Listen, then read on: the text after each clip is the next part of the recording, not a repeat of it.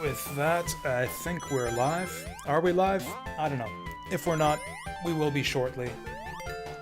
And maybe we'll be online for shortly as well. So we're just doing a brief little stream here to test my internet and see if we'll be good to go for tomorrow's stream. The plan is I'm just going to play Sonic games until my internet won't let me anymore, or until we run out of Sonic games, whichever happens first. Yeah, for anyone who missed it, we've been having some internet troubles, internet connectivity issues on the last couple streams here, which has been really, really irritating. It seems to crop up within the first hour or two of whenever I start streaming, at least for the last few days. So I've done a couple things to try to help fix it. Powered off my modem pretty much all day. Did a full reset of the thing through my my ISP, and I don't know what else to do. Like, I'm at work all day, so I can't exactly call the call my ISP. I guess I could send him a message online or something, but we'll resort to that if it's still broken today. So the plan is, yeah, I'm just going to play some Sonic games, and if the internet lets me finish them, then I will. If it doesn't, then I'll call and complain to Shaw tomorrow, which will probably result in a delay or possible cancellation of tomorrow's stream, but we'll see. Assuming that everything goes swimmingly, though, we'll be playing some Tomb Raider. Tomb Raider: The Last Revelation tomorrow. And, yeah, I didn't bother doing the full announcement or anything for the stream here, since I'm basically just doing this to test my internet. So, away we go. Let's test away. I kind of deliberately picked something that wouldn't really make for a very interesting stream. Since, like I said, I'm not really announcing this stream online at all. Just kind of decided to go live to test my internet. And I don't even know for sure that I'm going to be on for more than an hour. Because if the shit cuts out again like it has been doing, then that'll probably happen after an hour or two of streaming this. But, you know, we're going to go along with it, see how far we can get with it. And who knows, if we manage to finish all the Sonics today, then maybe we can actually have a normal stream. I mean, I can't say that. I can't say that for sure, Charlie. Because the consistent issue is it works fine for the first hour or so, and then it dies, and then the issues pop up, where it starts cutting in and out. So I won't really know for sure that it's fixed or resolved itself or whatever, unless I stream for like a good long while. I mean, I'm not going to be able to do like a full, you know, 8 or 10 hour stream here in the evening, but the plan is, so when I say all the Sonic games, we're going to do Sonic 1, 2, 3, and Knuckles. We're going to do the Sonic Quadrilogy on the Genesis, and see if the internet stays on long enough for me to do all of those. Honestly, I don't know that it's going to take me much longer than like 2 or 3 hours to beat all of those. Maybe we'll play something else after. Nothing too interesting though, because again, this isn't even a real stream, really. I'm not doing this to socialize or put on entertainment or broadcast to you guys or anything. This is mainly just to test my internet. Although, who says that we can't have a little bit of fun along the way? Did you see that trick I did with the invincibility there? That was some fun.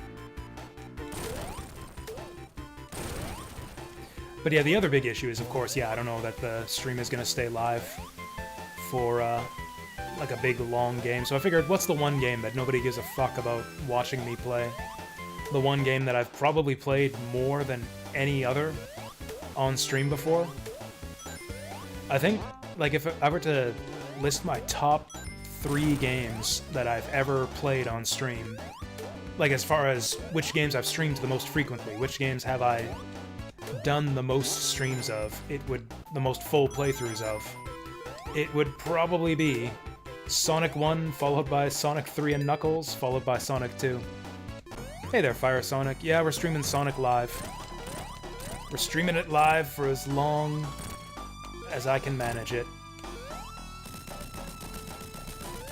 Hey, have you guys played the shitty, what was it, Sonic Origins collection, where they, like, ruined this boss? Man, I could go on about all the shitty things they ruined about this game in Sonic Origins, but that boss was definitely one of them. The spacing of the platforms is off. He's got a ton of iframes until he drops that ball down. It just sucks. Sonic Origins sucks. That was actually the game that probably killed my interest in remakes and re-releases and remasters and stuff.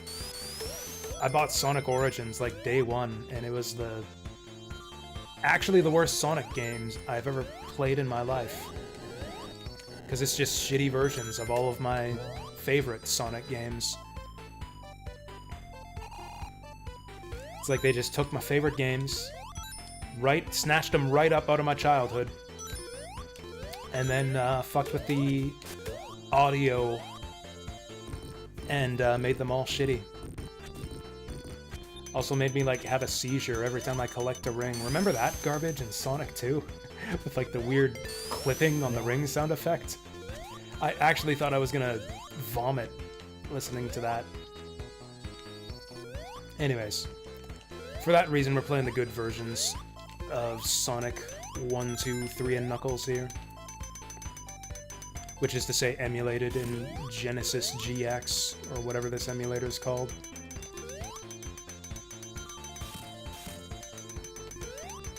This one's got a good composite filter, actually. Some emulators have shitty filters, but I actually like the one on this one. Am I gonna pick up Tears of the Kingdom? I was actually... What the fuck just happened? Where'd my music go? What's happening? God, if it's not my internet fucking up, it's the game itself. I'm definitely not playing Tears of the Kingdom anytime soon, certainly, because I haven't even played Breath of the Wild. I'm more likely to play Breath of the Wild than I am Tears of the Kingdom. Although, to be honest, I actually seriously considered trying to emulate Tears of the Kingdom today, just as a joke. Just because I said in the Discord that I'm going to stream something to test my internet today. And since it's not an official stream, I'm going to make it something shitty that nobody cares about, so you guys can all miss it if you want to.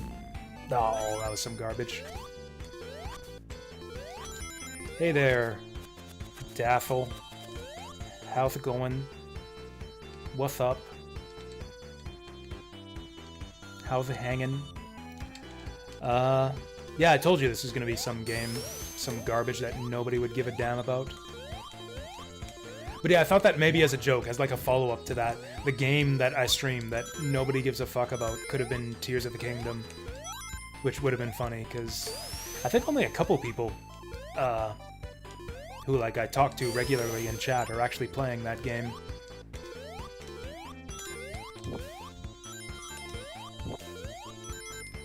Oh yeah, it's almost Diablo Day. Countdown to D-Day. I think I'm at the point where I'm definitely not gonna get in on Diablo 4, but I'll be, you know, curious to hear about how it is. TOTK is Tears of the Kingdom. It is the new Zelda game. The sequel to Breath of the Wild. I know, I had to do it like a double take. Like the first 5 times I saw people write that in chat. It's like, TOTK? I don't know what that is. Like 5 times people talked about it to me, and every time I forgot the acronym.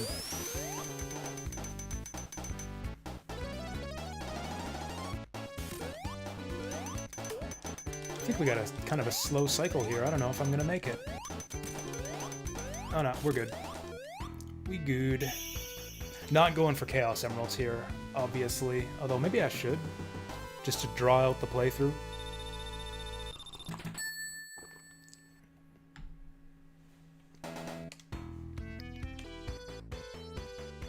It would have been fine, too, to just emulate Tears of the Kingdom for today's stream, because I wouldn't have planned on playing it for more than just the one stream anyways, so I would just delete it, like within 24 hours later, so that makes it cool. This is your favorite Sonic 1 song? It's maybe the catchiest. It honestly might be, like, one of my favorites, too. Probably top 3 in the game for me. Something about, like, the way it flows with the level, too. The way that the music kind of syncs up with the flow of the level. Like the lava flowing around and rippling. The motion of, like, some of the block platforms sticking out. I don't know, it's like the way the whole level is kind of slowly sliding side to side a lot of the time. Kind of feels like the music is also slowly sliding side to side. You.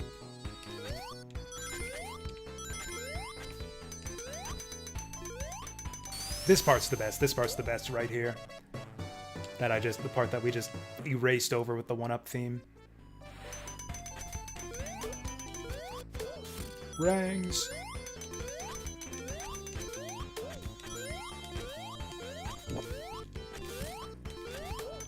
Oh, this game flows. As another joke, one game I was actually considering playing instead of Sonic was Super Mario World. Just because I haven't played that in a long time. But because I haven't played it in a long time, and because some of you guys might actually be interested to see me play Mario, I decided to not do that. Because Mario World is actually a game that some people might like to see me play sometime, not during an off-hours evening internet test stream that could go down at any moment.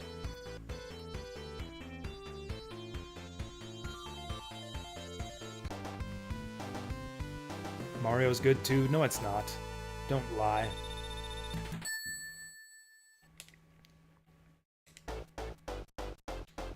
This is Sonic country, pal. You're not allowed to say good things about Mario.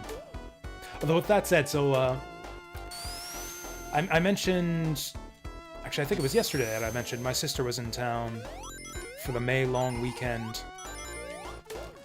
So yeah, it's upper with the whole family on the Sunday, and she said to me that she saw the Mario movie and that it was extremely good and that I should see it. I'm not going to, because I think my sister has really questionable taste in movies, but I don't know. More importantly, she took my nephew to see it too, and he really liked it too, which I found kind of heartwarming. He's a little bit young for video games. I don't think he's ever played a Mario game. But he likes Mario now because of the movie, which is kind of, I don't know, kind of horrible actually, because like I said, he's like my enemy now. He's like on the other, my own nephew on the other side of the console war now. That I'm still fighting in my mind to this very day.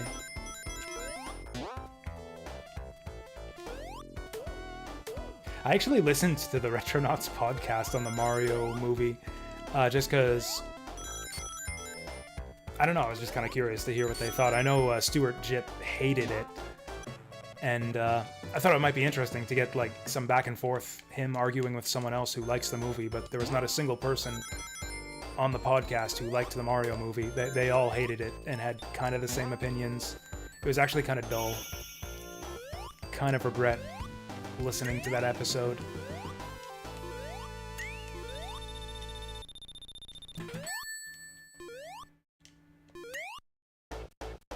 I hate to break it. We lost hard due to shooting for the stars too soon. Is that a quote from the movie? What the fuck are you talking about? Forgotten Blade. Oh, are you talking? Did something bad happen for Netrunner tomorrow? Are you working or something? Did your collection get actually shot off to the moon or something? Oh, Console Wars. Yeah. I understand now. I understand. Man, poor Sega. They much like Netrunner itself, which I just referenced there for no reason. Kind of died in their prime. Kind of died, like, just when they were starting to get their groove back. Like, Sega Saturn, kind of a failure, at least in North America. A lot of questionable choices with, like, the marketing and the choice of titles to bring over for that system. Sega Dreamcast, they were bringing it back. We had Sonic Adventure, like finally a good, fun Sonic game again. We had, what did we all have on Dreamcast? I don't even know. I don't even know what's on Dreamcast. I just know that a lot of people stan that system. Skies of Arcadia. Honestly, a lot of stuff that I played on PS2, because like all the all the Dreamcast games eventually came out on PS2 after the Dreamcast died. Grandia 2, Skies of Arcadia, Sonic Adventure 1 and arguably 2.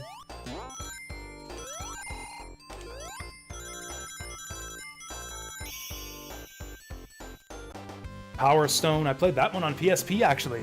I actually really like Power Stone. Yeah, Power Stone was a really cool game. Oh, I still gotta play Echo. That was what, Defender of the Future or something? Yeah, I remember a few months back, or maybe even longer at this point, I just randomly came across a video of Echo Defender of the Future in my YouTube recommendations, and it looked actually really, really good. I forgot all about that game. And now I want to play it again. I mean, now I want... The desire has been reinstilled in me to play it. I haven't actually played Echo Defender of the Future before. Oh, hold on. Just gonna reposition my microphone a bit. Also, yeah, wasn't Sega Channel like ahead of its time too? Like frickin' Sega Channel ahead of every console having its own subscription service these days. What's the Xbox one called? Like, yeah, predates Game Pass by like 20 years.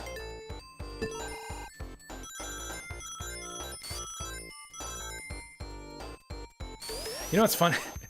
I actually really dislike Crazy Taxi and Space Channel 5. Those are kind of the two games that a lot of people listed examples as examples of like the fantastic Dreamcast games. Reasons why the system died too soon. I actually think Crazy Taxi and Space Channel 5 are both kind of bad. Jet Set Radio.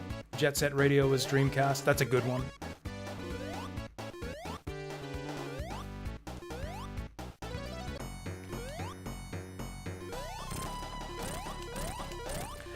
Honestly, I think this game has the best boss fights in the whole Sonic the Hedgehog series. I love the bosses in this game, because you can like just rip them apart in like 4 seconds, but it's kind of tricky. You gotta abuse like iframes, and the positioning takes a little bit of practice to get right.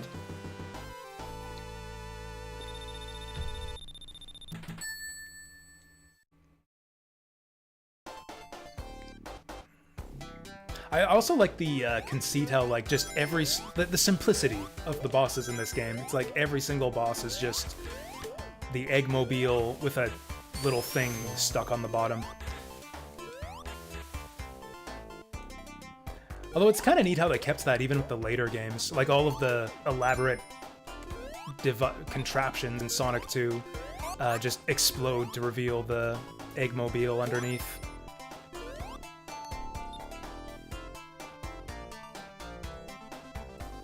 Ride or Die for TurboGrafx 16.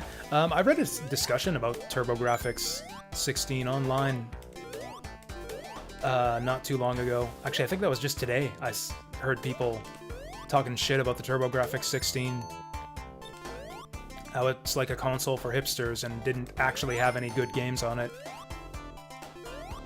The only reason people pretend to like it is because nobody played it.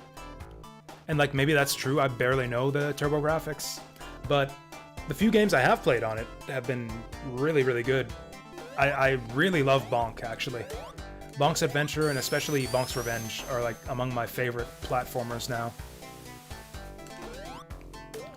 You got your pinball what is it? Alien Pinball? No, Alien Crush and Devil's Crush. Fantastic games. Rondo of Blood. Frickin' Rondo of Blood! The best Castlevania game. What else have I played on TurboGrafx? Oh, Ys. I guess I played Ys 1 and 2 now on the Turbo CD.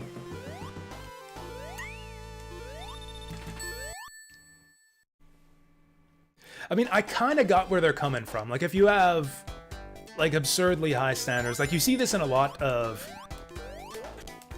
this mindset, I think, in a lot of online discussions, where it's like, if any video game isn't, like, just the absolute top 5 of its console, it's shit. It's like, the only good games on the Super Nintendo were Zelda, Metroid, and Mario. The only good games on the Sega Genesis were Sonic the Hedgehog and... I don't know. Honestly, usually people like that will say Sonic the Hedgehog and nothing else. And, like, I don't know what the TurboGrafx has that competes with those. Like, if you think of it, it's like, what does the TurboGrafx have to go to head with like Zelda: Link to the Past? Ys? That's a pretty poor substitute. What does it have for platformers? Bonk, which I love, but like it's maybe just like a step below like a Sonic or a Mario.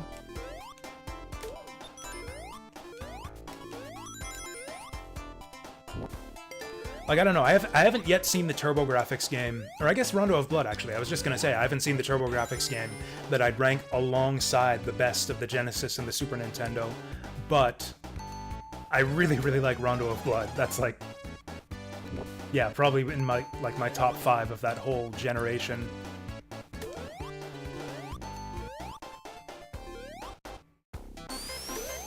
Oh, nice, that's a hard shot to make right there. I very rarely am able to snipe that Orbinaut. Because, yeah, you have to do that to get out of there without drowning.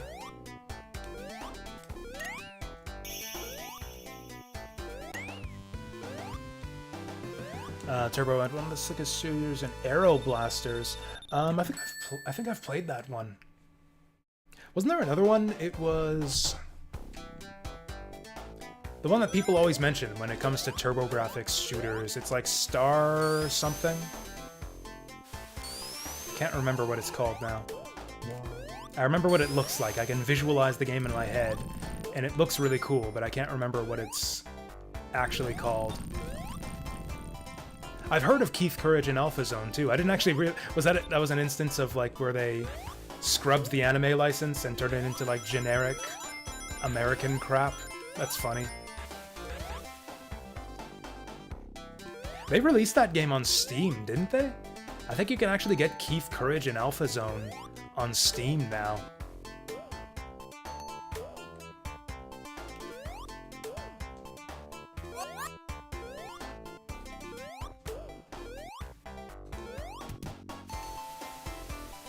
Machine Hero Wataru. I don't think I've heard of that one, actually. Ys is a great substitute for Zelda. I mean, I guess we still got to try Ys 4. I'd say 1 and 2 definitely don't hold up. Like, I don't think that Ys 1 and 2 even hold up next to, like, NES action-adventure games. Like, I think Crystalis is better than Ys 1 and 2. I think Faxanadu is better than Ys 1, 2, and 3.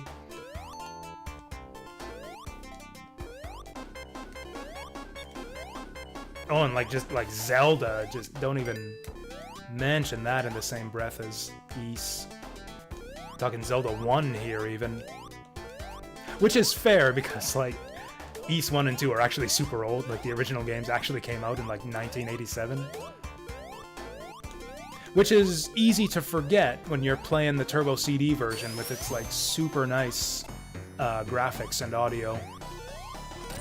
And animation. Yeah, that game had some great animation scenes. This is it, the hardest part of the whole game. The hardest 12 seconds of the entire game right here. I fucked it up a little bit. You can make Robotnik explode if you hit him 8 times up there, but it's really difficult. I usually try to do it, but he kind of got away from me at the beginning. It had no RPGs. It had Legend of Heroes, didn't it? Dragon Slayer, what is it? Dragon Slayer 5, 6, Legend of Heroes?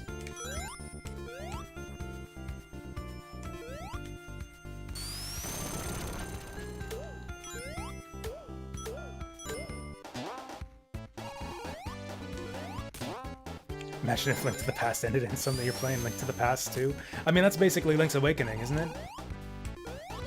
You can have that experience if you just pull your Game Boy out of your pocket and load up Link's Awakening right afterwards. Hell, you can have that experience in Ocarina of Time if you load up Majora's Mask right after.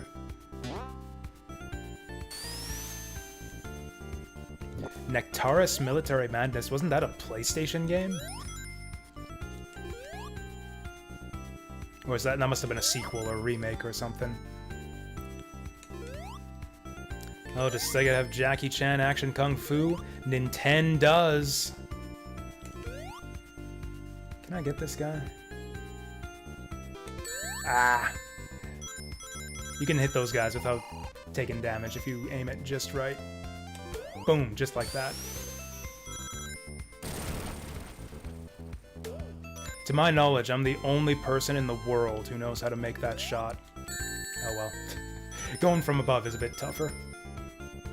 I don't know. I've never seen another Let's Player or streamer ever kill an Orbinaut without getting hit.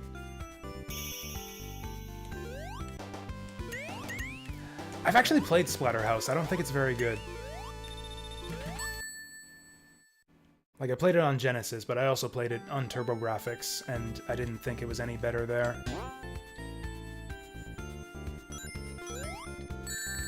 Damn it. Just forgot how to make that shot.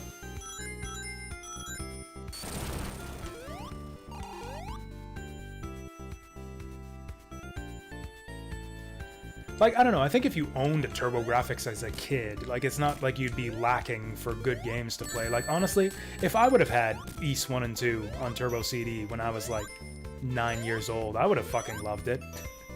I probably would have loved it just as much as I loved, Zelda Link to the Past back in the day. Yeah!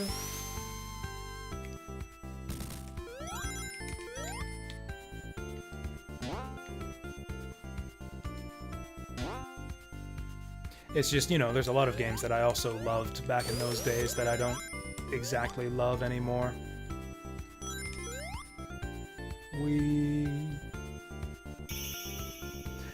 Man, we're blitzing through Sonic 1 here. We're on Starlight Act 3. Less than half an hour into the stream.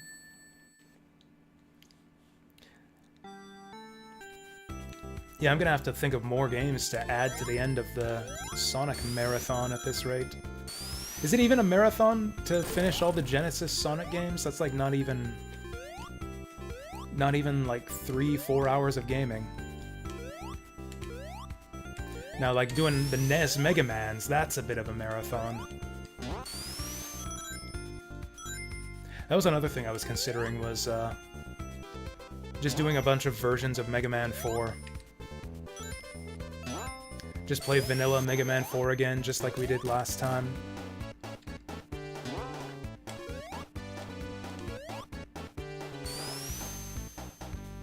Then switch it over to Rockman 4 Minus Infinity, which is a ROM hack that I really like, and then another ROM hack that was recommended to me in chat. I forget what it was called. I feel like it started with a V. Mega Man 4 something something or other. Oh yeah, and the thing that made me think of it was, yeah, that was it, Wily Wars.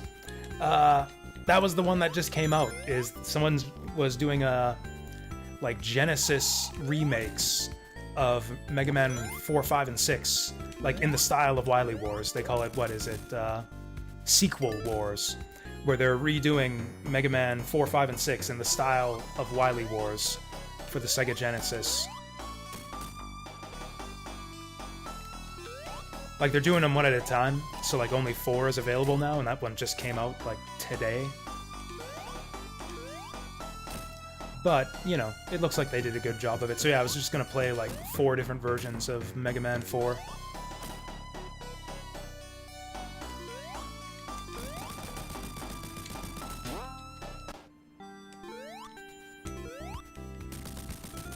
Actually, I think I have it on the spreadsheet under, like, game recommendations or something. Mega Man 4 Voyage, that was the one. Yeah, I was gonna do Mega Man 4 Vanilla, Minus Infinity, Voyage, and Sequel Wars.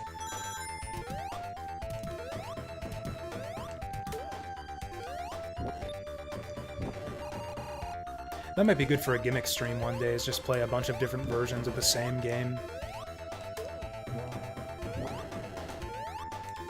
Just like one game and its various ROM hacks. Then again, I guess that's not much of a gimmick for a stream, since there are like entire channels that'll do that. With shit like, I mean, I guess that's basically what randomizers are. Fuck, I never knew about that.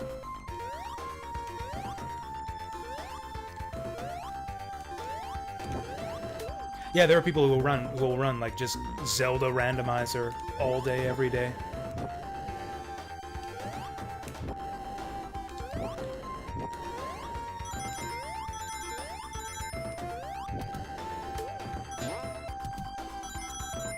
Pyong. Splatterhouse 2010. I think I remember that one. I think I actually remember seeing that one in magazines back in 2010. Magazines? I guess it would have been websites at that time. Actually, this right here might be the hardest part of the whole game. There we go. This right here might be also one of my top 3 songs in the game. Yeah, the music for Scrap Brain is amazing. Again, it fits in with just the flow and the motion of the level so well.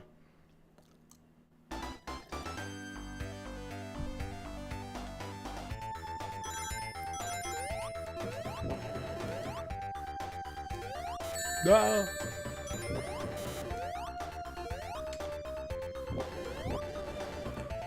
A bunch of games that had GameCube, PS2 versions, like OG, Xbox, and 360, Tomb Raider, Sonic. Oh, like the second set of Tomb Raider games. Yeah, those were multi-platform. I actually own those on Steam. What was it? We talked about them just recently on the Tomb Raider Last Revelation stream. It was like Chronicle, Anniversary, and Underworld.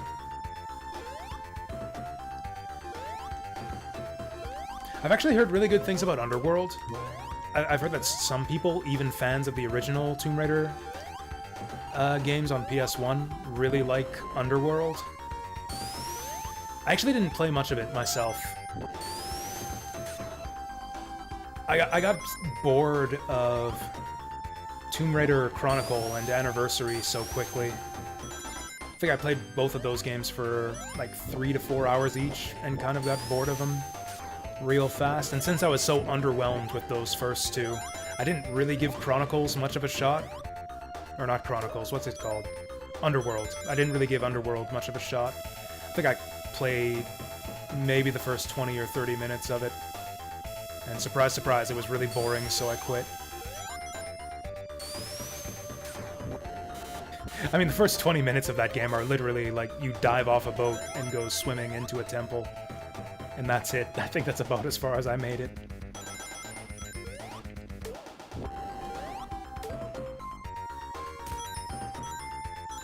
Oh, that's some bullshit. I forgot about that. Ow, my rings. I was gonna cash them in for points at the end of the level.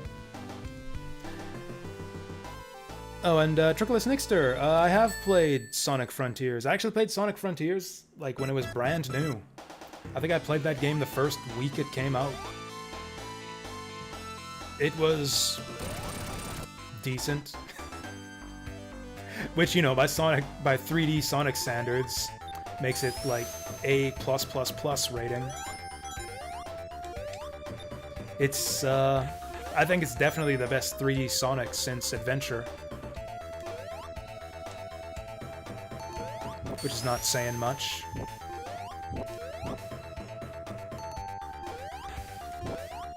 It's kind of soulless. Like, I don't know.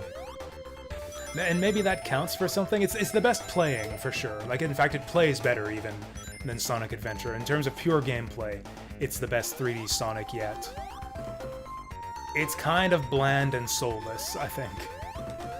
Like, they kind of just copy-pasted a bunch of mechanisms from open-world games that are in, like, every other open-world game out there. It's like Ubisoft does Sonic.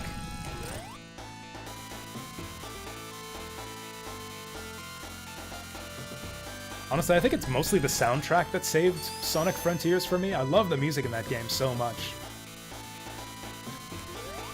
It's probably the best soundtrack in a 3D Sonic game since Sonic Adventure 2. And that is saying something. That is an impressive achievement. Because throughout the whole debacle of 3D Sonic, the series has had consistently really excellent music.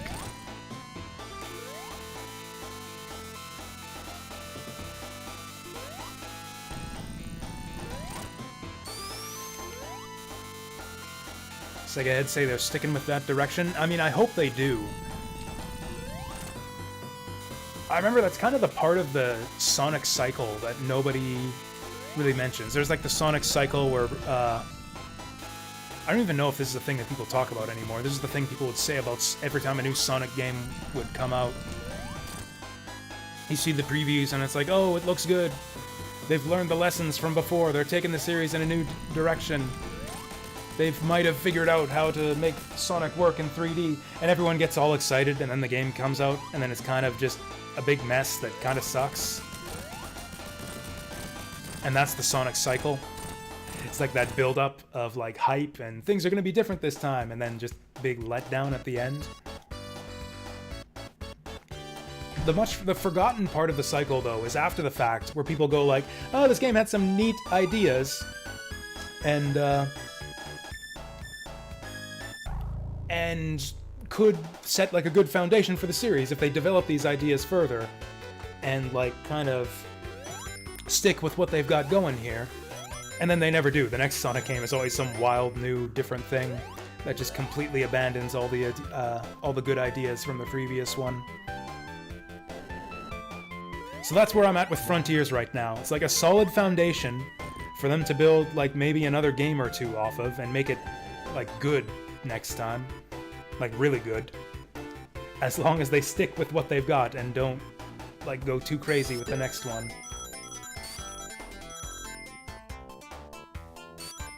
Not a Sonic aficionado. I mean, neither am I when it comes to 3D Sonic. Like for me, Sonic basically died after Sonic Adventure. I mean, discounting, you know, throwback stuff like Sonic Mania. Sonic Adventure is really the last Sonic game that I actually like. I don't like any of the games that came after it.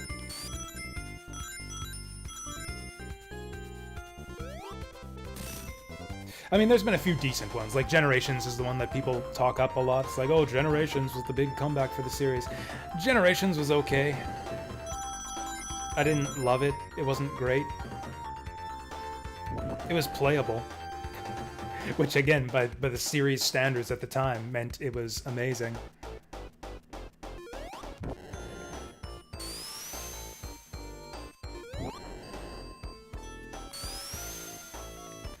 Do I like the Michael Jackson-assisted Sonic 3 OST? I do, but I think it's got the worst... I think it's actually the worst of the 3 soundtracks for Sonic on the Sega Genesis. I think Sonic 1 and 2 both have better music. Love that reverb on the end there. Especially with this Fatso juggling the emeralds, saying try again. It's like a little... It's like Eggman's farting in your face or something. That's what that final note sounds like. Well, the internet's still alive, so we're going to play Sonic 2 now. That took 40 minutes. I can actually beat Sonic in 40 minutes. I keep saying that I can, but I wasn't actually sure that I could. Just in my mind, Sonic 1 takes about 40 minutes, even though I've never timed myself. And now I've timed myself. That took about 40 minutes.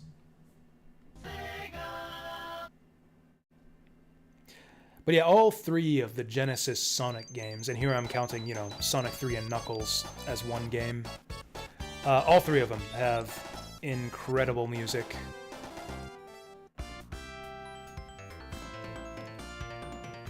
As does Sonic Adventure, as does Sonic Adventure 2, as does Shadow the Hedgehog, Sonic Heroes, even all the shitty Sonic games have always had good, just great music.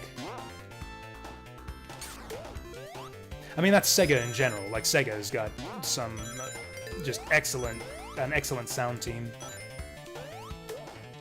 It's like the one big thing I think they've got going for them.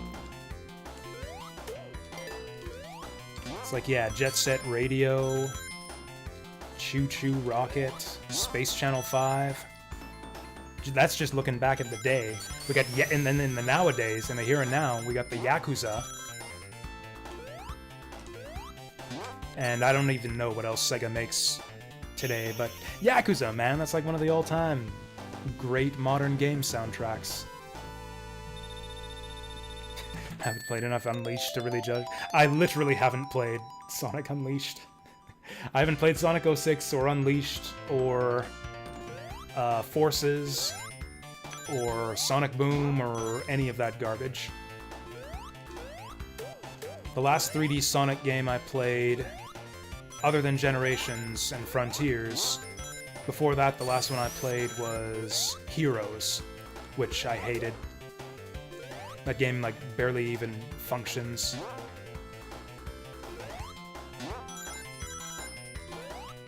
Actually, no, the last one... Scratch that.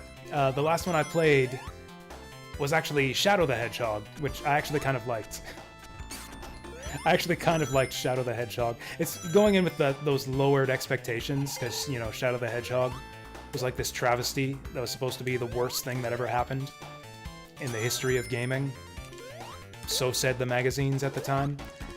And then, you know, it looked so bad. It's like, why on earth would they do this? I've got to see this. I was no Shadow the Hedgehog fan either, like, not a fan of the character. I actually thought his plotline was really stupid in Sonic the Hedgehog, or in Sonic Adventure 2. And I hated that they brought him back after that game. I wanted him to stay dead, and I was pissed off that they brought him back. But yeah, I played his game anyways, and it was not bad. It actually, again, had some really kind of impressively ambitious ideas. With, like, the branching stage paths, multiple endings, differing objectives on each stage. I thought the gunplay actually worked decently with, like, the Sonic gameplay as well. Because the homing attacks thing has never been great in 3D Sonic. It's just, I don't know, kind of a dull mechanic, and the guns actually kind of help to liven things up a bit. Make fighting the enemies a bit more interesting.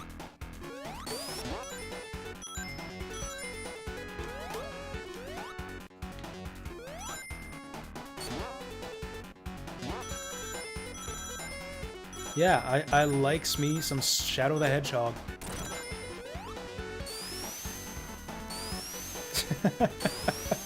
Is that an actual quote from the game? It's been a while. It's been a while since I played it, but I could totally see. Cause yeah, that was the other thing, is you actually get some interaction with the other Sonic characters. You'll like team up with Sonic for some of the hero levels. Yeah, that sounds like. Yeah, I thought that sounded like exactly the kind of thing they would actually have in that game.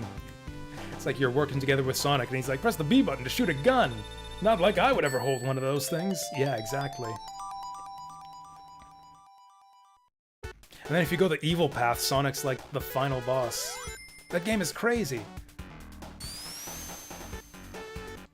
Oh, slumming it with Breath of the Wild, not even Tears of the Kingdom. How is it?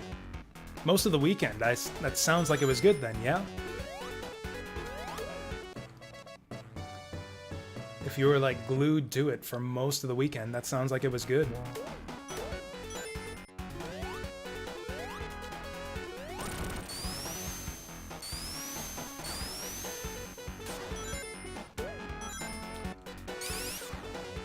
Fixed version of Sonic 06. I have no interest in Sonic 06. Like, it just doesn't look good. Like, even apart from, like, the brokenness of it, and like all the glitches and stuff. It just doesn't seem like a very good game.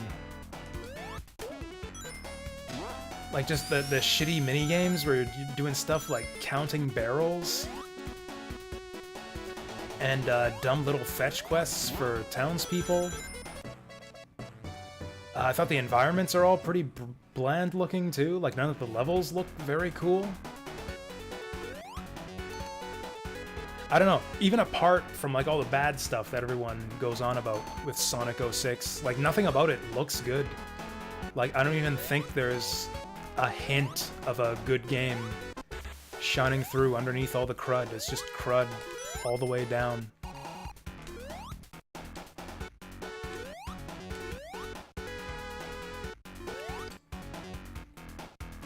Some of the levels are cool. Or actually, you know what's cool is, I forget what it's called. Like the ruined city level. The one where the city is like going up in flames and there's like magma spouts and demons spawning in everywhere.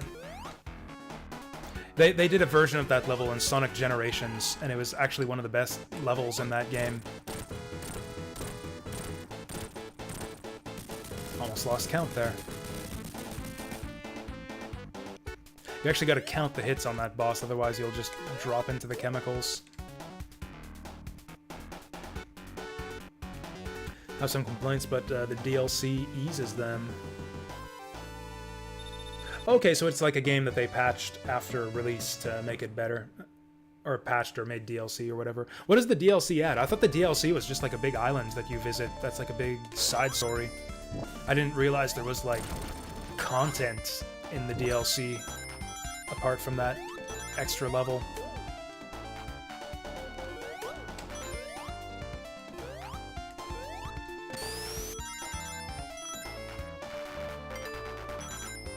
Okay, so is anyone playing Tears of the Kingdom? I had one question about Tears of the Kingdom earlier on a previous stream, but no one was able to answer me. Do they still have weapon durability in Tears of the Kingdom? Because, like, that was the one thing that everybody bitched about in Breath of the Wild. And I was really curious, because Tears of the Kingdom is basically just a direct sequel to Breath of the Wild. It's got, like, largely the same world map, and pretty much most of the same mechanics, with, like, the Garry's Mod stuff layered over top. And I was really curious to see if Nintendo actually stuck to their guns and kept the weapon durability. It does? Nice. That impresses me. That after all the furor and everyone talking shit about breakable weapons in Breath of the Wild, that they still kept it into the sequel. That takes guts. That takes chutzpah.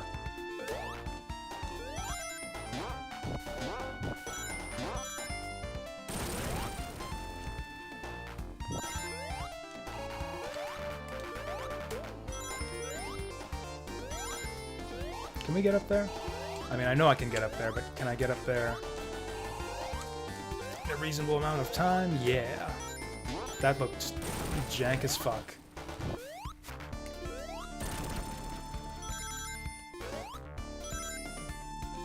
The source of Breath of the Wild with a Master Sword challenge? Huh. Yeah, I don't even know what's available for DLC. Honestly, I didn't even know that Nintendo did DLC for their games. In fact, I was surprised to hear when I was like halfway through Xenoblade Chronicles that the Xenoblade Definitive Edition had like an extra DLC epilogue tacked on at the end that actually looked really cool. I had to watch Toya Hachijo play that instead because I decided to emulate the Wii version. That's the chump way to fight this boss. This is the work smarter, not harder way. There we go.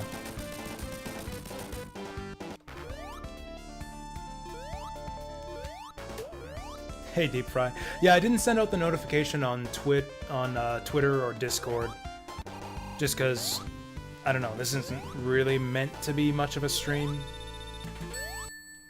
Just kind of testing my internet to see if it goes down again after a couple hours.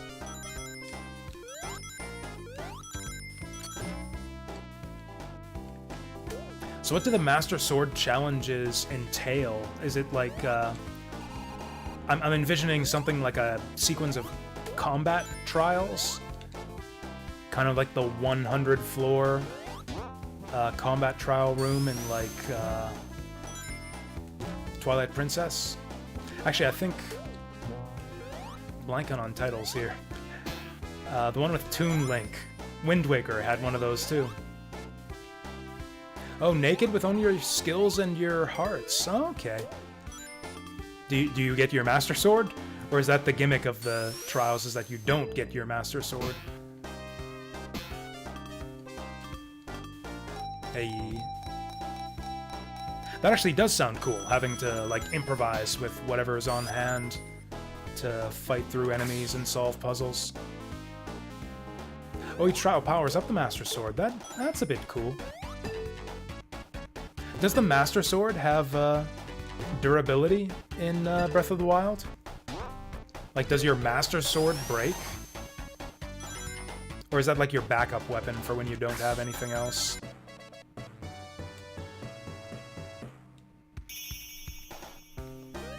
It breaks temporarily. Oh, so it's like self-repairing? I guess that's reasonable.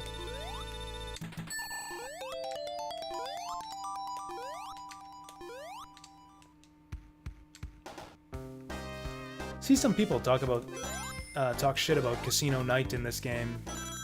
It's like, oh, it's not even a real zone. Oh, there's no enemies, no threats. It's just a big empty playground. And it's like, what the fuck is wrong with an empty playground? Empty playground means that, like, there's all the space in the world for me to go on all the rides. You know? It's like, yeah, we got flippers and bumpers and slots, and they're all for me. Ding, ding, ding, ding, ding, ding, ding, ding, ding. Never fucking fails. Yeah, whatever, we'll just roll with that. Yeah, whoever says the Casino Night zone is unthreatening is full of shit. Check out that shit that happened just there.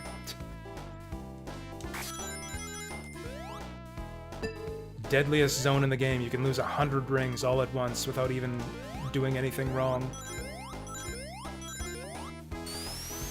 I think I actually like this zone from a moral standpoint. This teaches kids about the consequences of gambling. It's like, in the long run, the house always wins.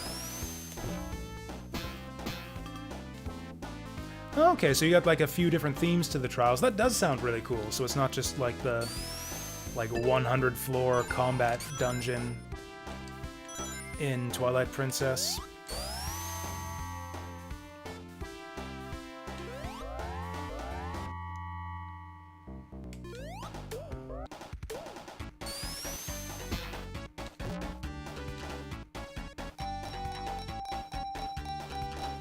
Sure, we'll take that. I want these rings. See, I don't know, Casino Night is just... I didn't really play around it this time through, but Casino Night is just fun to play around in. Uh-oh. Woo! Oh, come on! I got ripped off.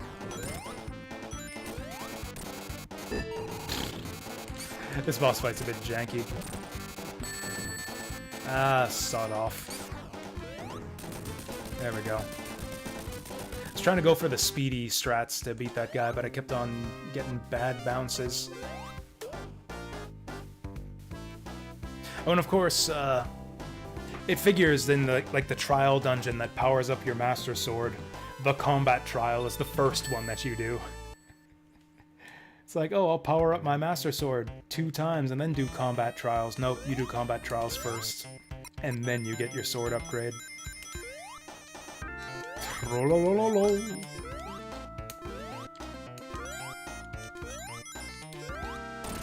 I dig this zone too.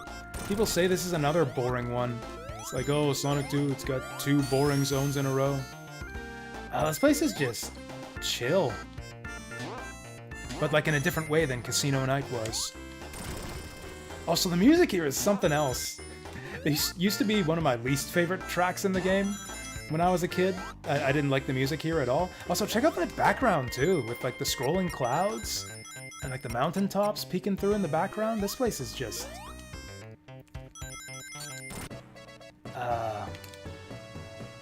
I don't have the words for it. It's filled with Sovel, I guess is what they say when you've got no other words to describe something like this in a game.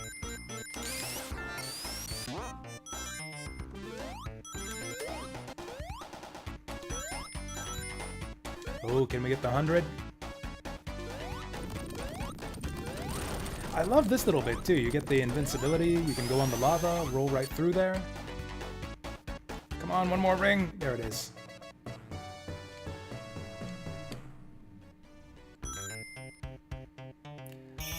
I gotta get some more tea.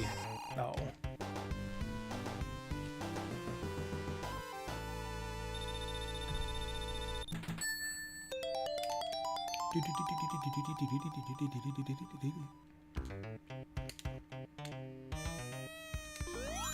I just don't know how the hell I'm gonna fit all the games I want to play into the schedule, to be honest.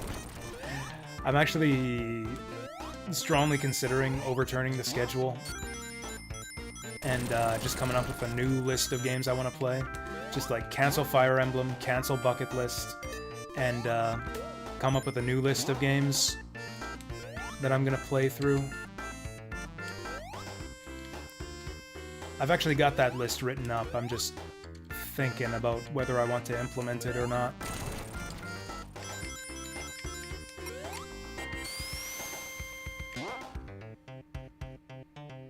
Kind of leaning towards doing it. I was thinking about this when I was talking about Lunar and Suikoden and some of my older stream playthroughs. Like back when I would just mostly stream games that are just some of my favorites from my childhood. Stuff I've got a lot of thoughts about. I've kind of streamed most of those games already. I don't have many left of those yet unstreamed, but I've got a few. I made kind of a list of those, and kind of a list of other games that I've been meaning to go back to. Stuff that I've discovered on stream that are kind of like my new treasured favorites after having discovered them on stream. It's not going to be Chrono Trigger, it's mostly stuff that I haven't shown off on stream before. Though I kind of want it to be a surprise. I mean, not so much I want it to be a surprise, so much as, like, if I don't announce what it's going to be, then no one will be disappointed if I cancel the series down the line. Like, maybe some people will be disappointed that I'm not planning to play Fire Emblem anytime soon. I just don't know if it's ever gonna happen. Like, not this year, not next year, maybe the year after. Oh, and speaking of level vibes, oh my god, this place. The colors, the music, the spikes everywhere. Also, I love how platformy this stage is. It's like, it feels like a Sonic 1 stage almost, but that's like a good thing for me.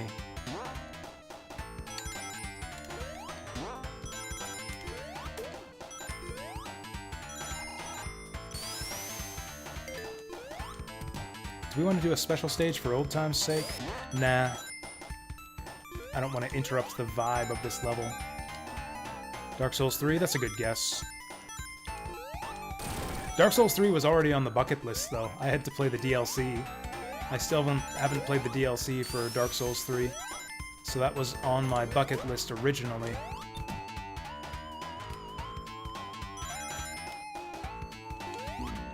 Jerk. Oh, can I get the last 9 rings before we get hit? 3 rings? There they are.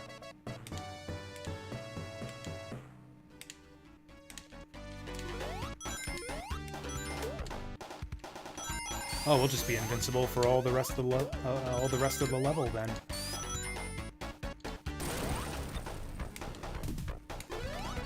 Oh, the scrolling effects in this game are just so cool. Check out the parallax on those purple rocks.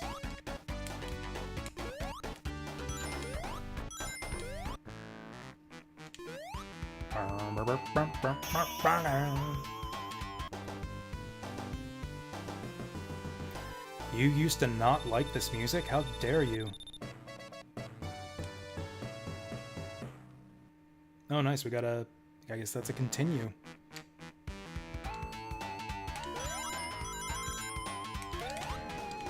Yeah, this place is just crazy. This Mystic Cave Zone needs more love in, like, remakes and, like, retro revival type stuff. Like, I am so disappointed that there was no Mystic Cave Zone in, fucking Sonic Mania. Although I guess it was mostly Sonic 3 and Knuckles stages that they redid. No, they did Chemical Plant. Yeah, they did Chemical Plant, Green Hill.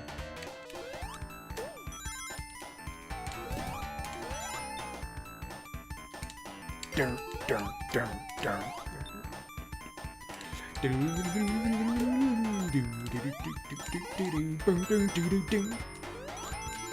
Man, it sounds almost even better sped up. I've got nothing set up for Viewer's Choice. That's not today, is it? Or not today, tomorrow, is it? If it's tomorrow, I might have to get it set up. I thought it was next week. Okay, it's next week, okay. Yeah, I thought it was next week. No, I don't have anything set up yet. I mean, I guess other than the ones that we've played already. What's even on Viewer's Choice this week? I forget. Oh yeah, Hollow Knight might actually take some effort. Like, I need to find out where the Path of Pain is. And also figure out, like, how to get there from whatever save files I have.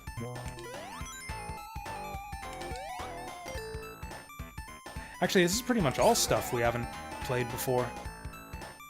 Yeah, that's actually impressive. We have no, like, reprisals on this month's Viewer's Choice. It's all new stuff. Blah! It's another one that's kind of tricky to abuse the iframes on.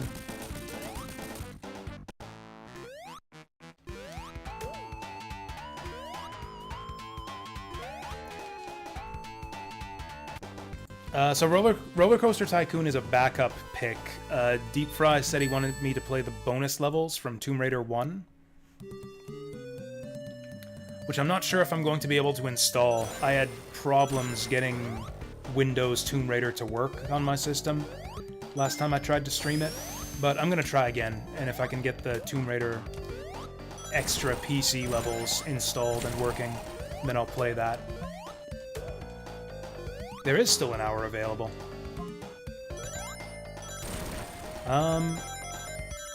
If there is still an hour available by the time we get to next week, I will probably just leave it empty, because it kind of just puts a lot less time pressure on me if I've only got 9 games to stream instead of 10.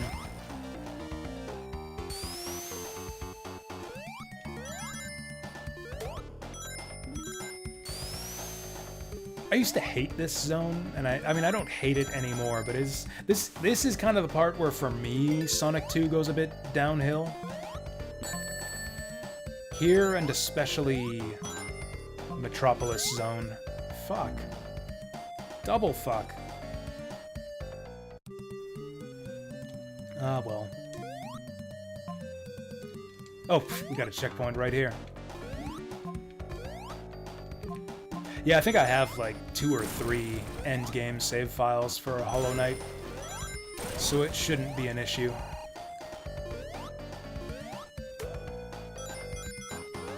Also, I think I do have a setup for playing old Tomb Raider games on PC now.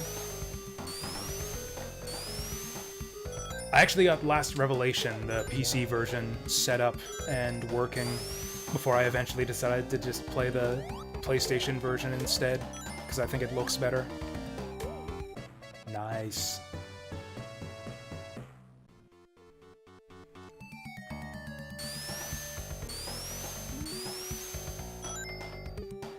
But yeah, they run all on the same engine, so since I got Last Revelation working on PC, I think that Tomb Raider 1 should work using the same setup. The main issue was getting the controller to work. Because yeah, the old Tomb Raider games don't work with direct input or anything modern. In fact, they're meant for like keyboard controls. And there was... And Joy to Key doesn't really play nicely with like an Xbox-style controller either.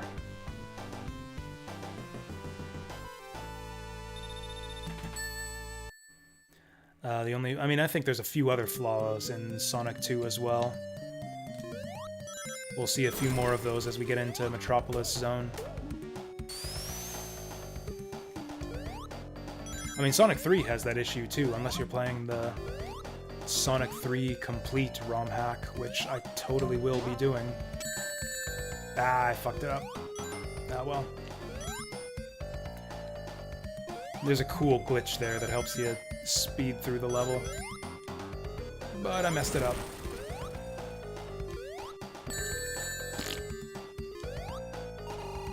Oh my.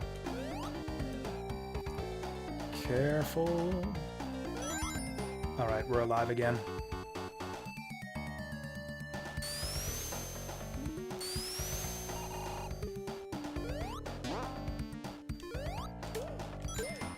Yeah, I used to really dislike Oil Ocean, actually, but I've finally, after years of practice, I've kind of figured out a route through this zone that isn't too painful.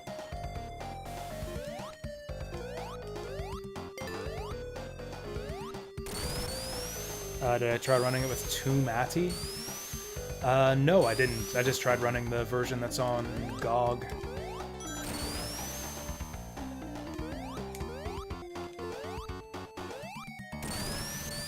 I don't think I saw any mention of that Tomb Atty thing on PC Gaming Wiki.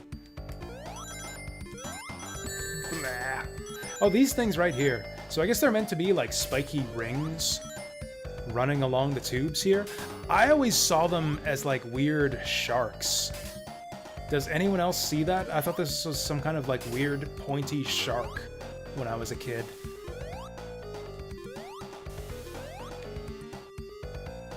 Oh, come on, I want up there. Yeah.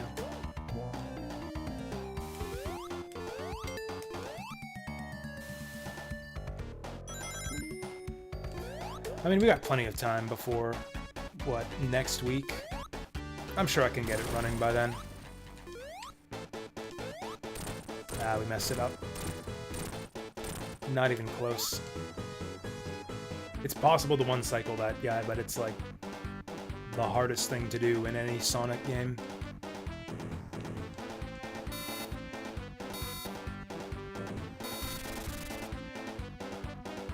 Check out that haze on the sun in the background. Yeah, we were 2 shots off. Honestly, apart from that hazy sun effect, the background in this zone is probably the lamest in the whole game.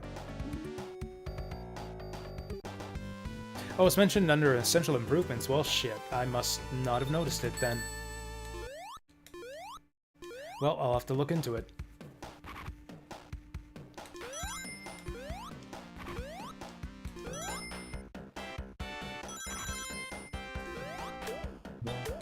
This zone is just a nightmare. It's like every single enemy in this place is a pain in the ass. Frickin' Crab Puncher, frickin' Star Shooter, frickin' Mantis Blade Thrower. Every single enemy in this stage is a dick.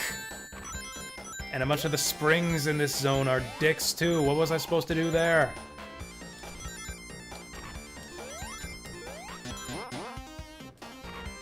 I mean, it's not super difficult. In fact, I think it's easier than Scrap Brain from Sonic 1. It's just meaner. It's just full of lousy tricks like that. Fuck. So the trick with this guy is don't even try hitting him when his arm is extended. You want to wait till the arm comes back in.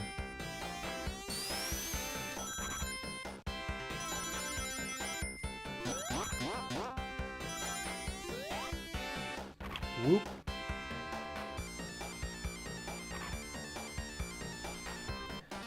Are we still online? It looks like we're still online.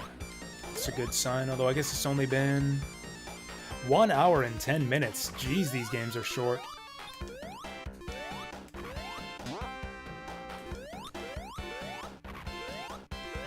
We're gonna be done Sonic 3 by the time we get to the 2-hour mark. I think that's around when the stream shut down last time, when we were playing Age of Wonders. I think I played for about 2 hours before the internet started crapping out. Did I know this music is based on a song called Walk, Idiot, Walk? No, I didn't.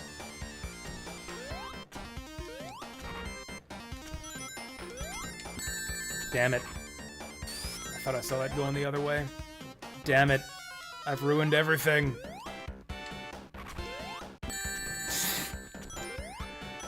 What am I doing? There we go.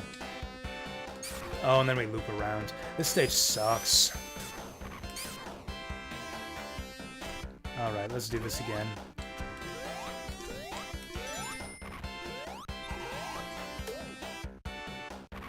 Screw you guys.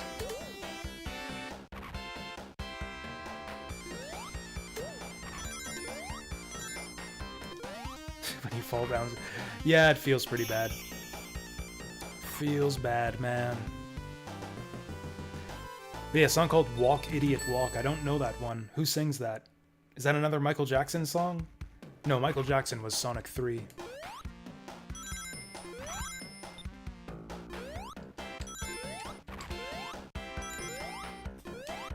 There we go, that's the trick.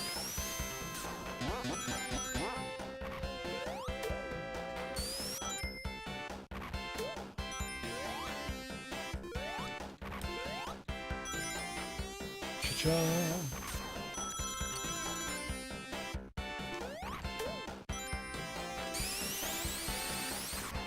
Love me the spin dash in this game. I still prefer Sonic 1 to this game overall. Mainly just because I think it's more consistent. This game has, like, what, 2 kind of bad stages? I guess Sonic 1's got the marble zone, but I don't know. I just can't be bored listening to that music, even if the stage is kind of got a bit too much waiting around in it. You still get to listen to the music while you're waiting, and that's kind of cool.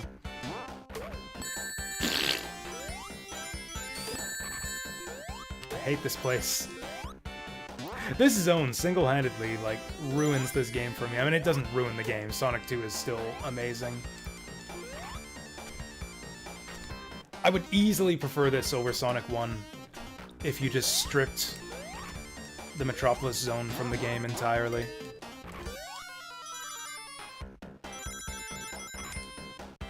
Like, just cut it out and don't even replace it with anything, and Sonic 2 suddenly becomes a better game.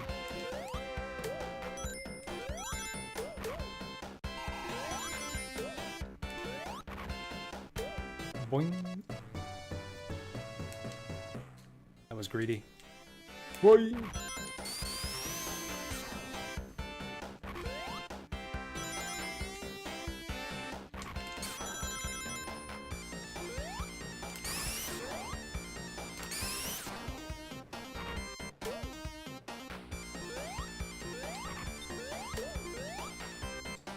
Switch is busted.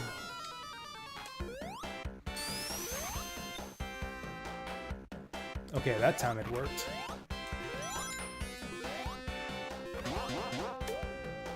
Couldn't remember if there was a crab up there.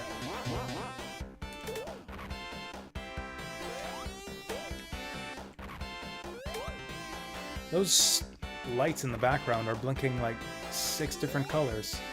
Red, pink, blue, green, yellow. I guess that's 5 colors.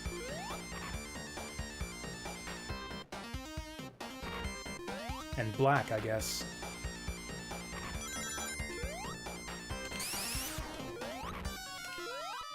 Good music in this stage, too, I guess. That's the one thing it's got going for it. Okay, I gotta get some tea. I'm gonna be right back.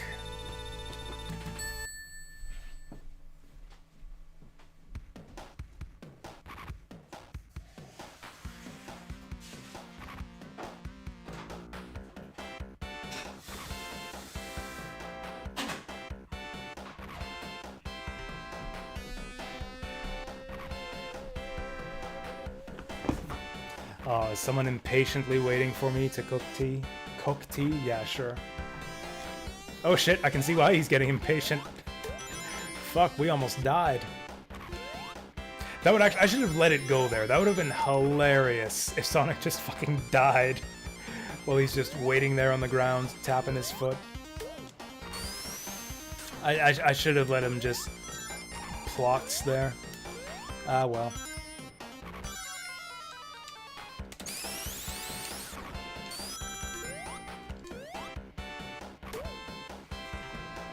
Actually, this is the one thing that Tails is actually good for in a Sonic and Tails run.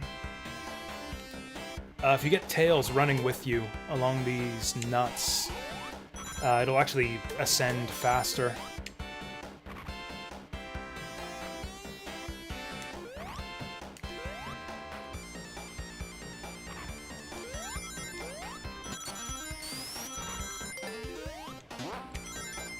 There are cases in-game where there is, Are you talking about the Sonic CD thing, where he just, like, jumps off the edge of the screen if you wait, like, 5 minutes? Actually, I don't think it's even 5 minutes. I think it's, like, 2 or 3 minutes. That actually happened to me on stream once. I went to take, like, a bathroom break or something, and I didn't pause the game. And when I came back, it was on the title screen, because I had totally forgotten about that.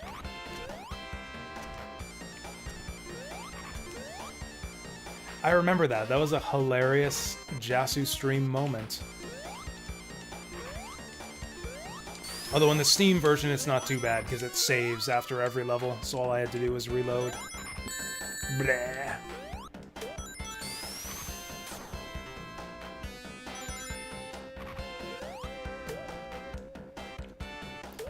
Yeah, this part's a lot better with Tails. Oh well. We'll go up the slow way.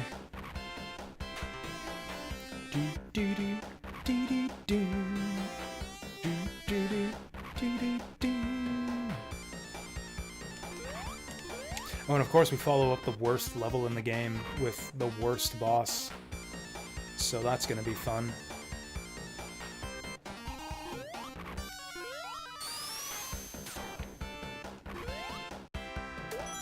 Whoa!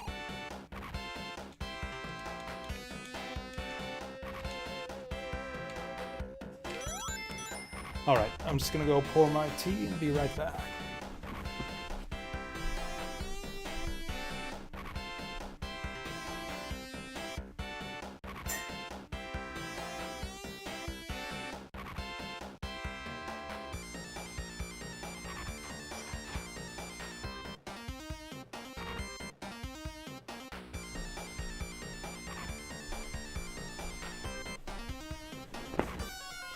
God, I'm getting really tired for some reason. Gonna end up with like a three-way race to see which collapses first. This game, my internet, or me. Take your bets on who's gonna go down first. Oh yeah, I'll check out that comparison after the stage too. Fuck. Hate this guy.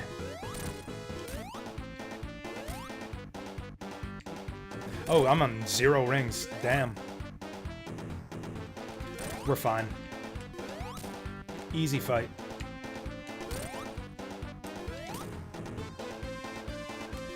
Easy fight.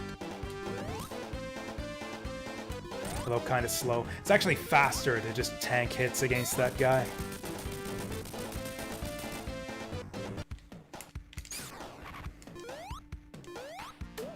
Elecman Journey song? I love Elecman's theme in Mega Man 1. It's actually my favorite piece of music from that game.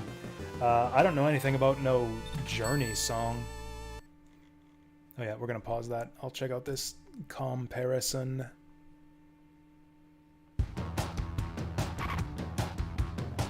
Damn, that... Oh, this is a mashup.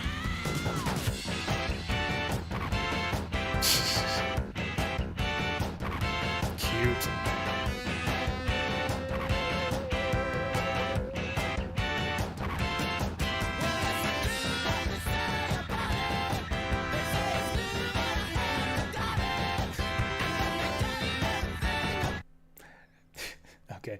Bit of a cacophonous mashup, but yeah, the similarities there.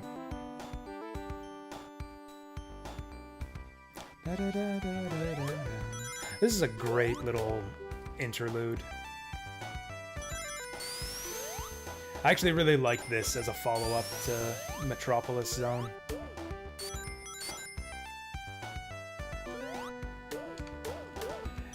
And I don't think any other Sonic game has really topped this one. I don't know, something about they get like the pacing wrong or something. I don't like the plane level in Sonic Mania. I don't really care for the plane level in Sonic Adventure. It's like they've tried this plane thing a few times in Sonic games, and like this is the best one still, by far.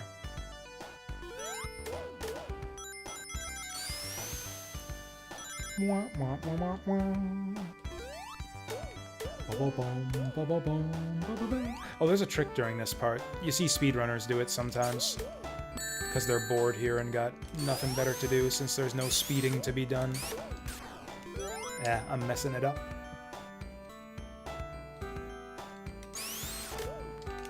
Yeah, so as long as you keep contact with your plane wing and just keep spin dashing,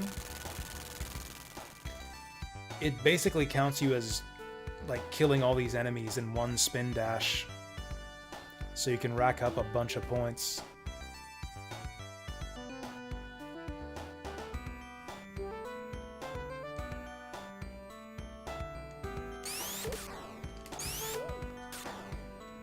Like so.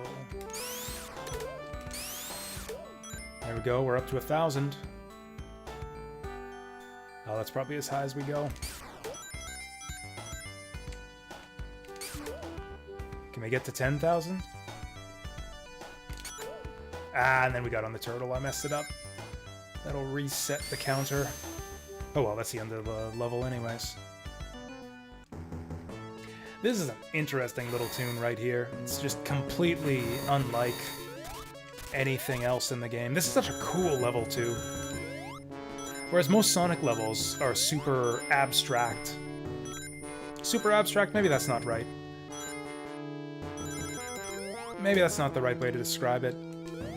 I don't know, it's just like, it's just a plane. Like it's got a front and a back and jet engines and propellers and everything. It's like we're just climbing a plane here.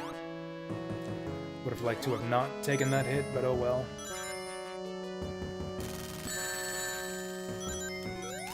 Big ol' shortcut. Even as a kid, I was able to figure this out. You actually skip like half the level that way.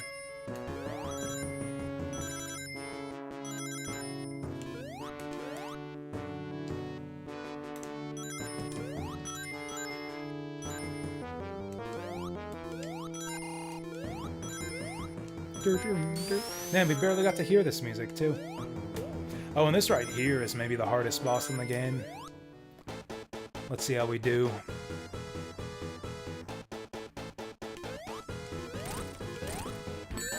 Well, not great so far.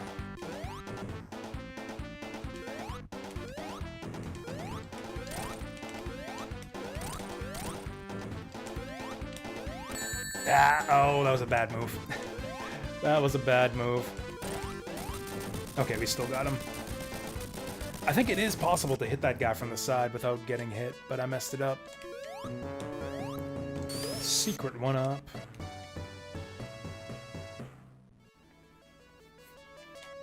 Alright, on to the finale. This is such a cool moment right here.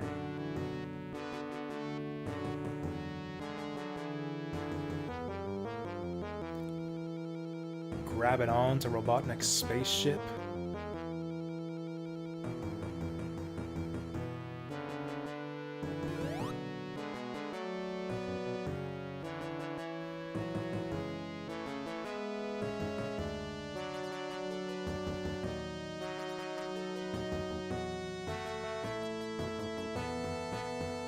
It's cool how they keep the level music going here too. I mean, I guess what else would they play? Just like a taste of some of cinematic storytelling they would start doing in Sonic 3 and Knuckles.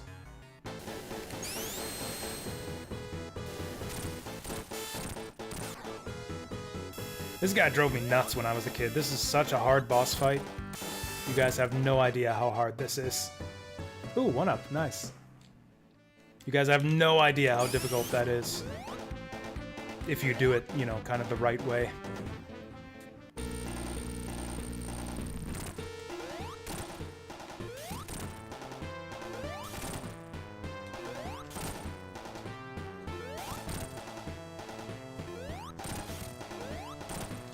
Alright, can we get the one cycle kill?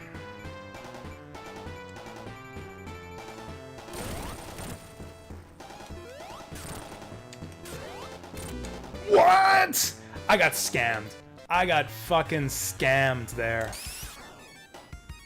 Ah, whatever, we'll do it again. I've never seen that before. I mean, I'm sure I have. Usually he does that. Usually it only does that when he's landing. Oh, I must have let loose too early there. Bad fight. Messed it up.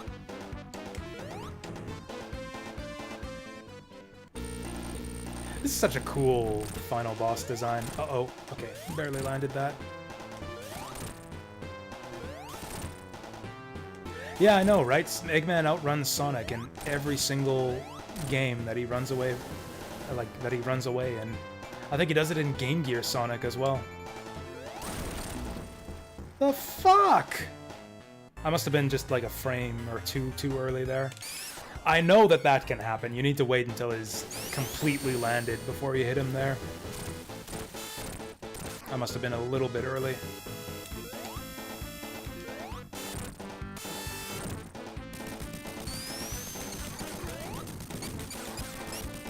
What's that guy's name? That Sonic that we just blew up. There's like fierce debates about that in Sonic fan communities. Is he Silver Sonic? Is he Robo Sonic? Yeah, Silver Sonic seems to be the popular opinion. Except Silver Sonic is also the name of the robot Sonic in the Game Gear Sonic games.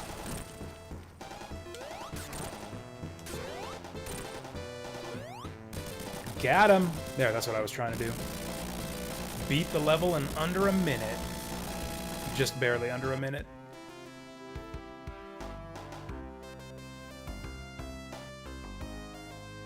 So, yeah, because there were different names. They clarified this in the Sonic comics, because I used to read those when I was a kid. Because there were, like, multiple versions of, like, robot Sonics. Mecha Sonic was the one in, like, the big... there was, like, a big special issue where Sonic got captured by Robotnik and roboticized, and then that created Mecha Sonic. There was the roboticized version of Sonic who was terrorizing the Freedom Fighters, and then they had to create Mecha Knuckles using an old roboticizer to fight with him. I thought that was the coolest shit when I was a kid. I thought that was like the most epic encounter in like comic book history. And honestly, it still is to this day for me, because I don't read comic books at all. Never have since I used to read Sonic comics when I was a kid. I'm number one in the heap. The leader came home. Nice. I love the... I think the guy's name is Demon Tomato Dave. Did a lyrical version of this song, and it's amazing.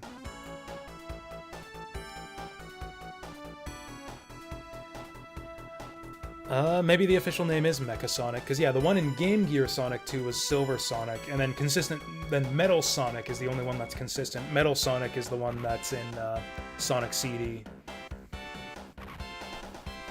And is the one who kind of became the recurring robot Sonic throughout the series.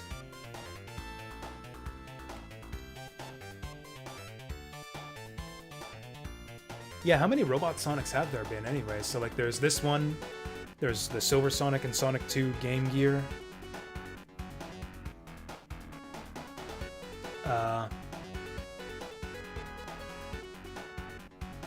Then there's Metal Sonic. Yeah. Oh, we got the two-player music here, too. I keep forgetting that they have this in this game. The two-player tracks are actually really good.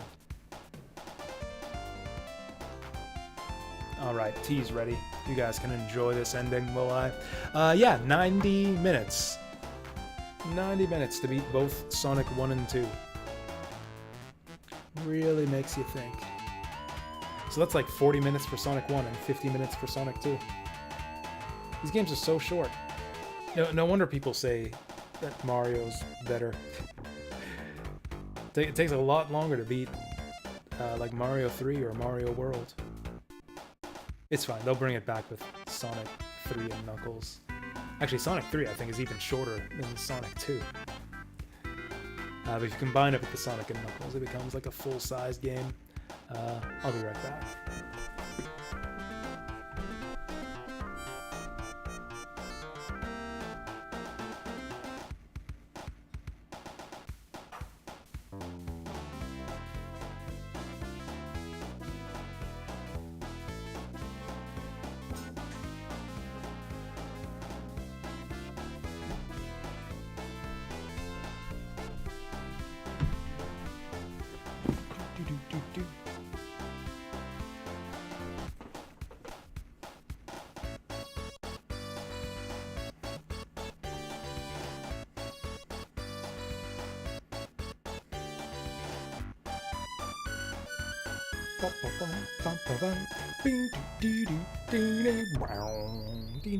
Nice.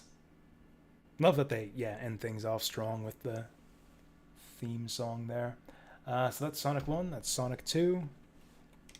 We're gonna finish up, I guess, with Sonic 3 Complete. Which is basically just a ROM hack version of Sonic and Knuckles.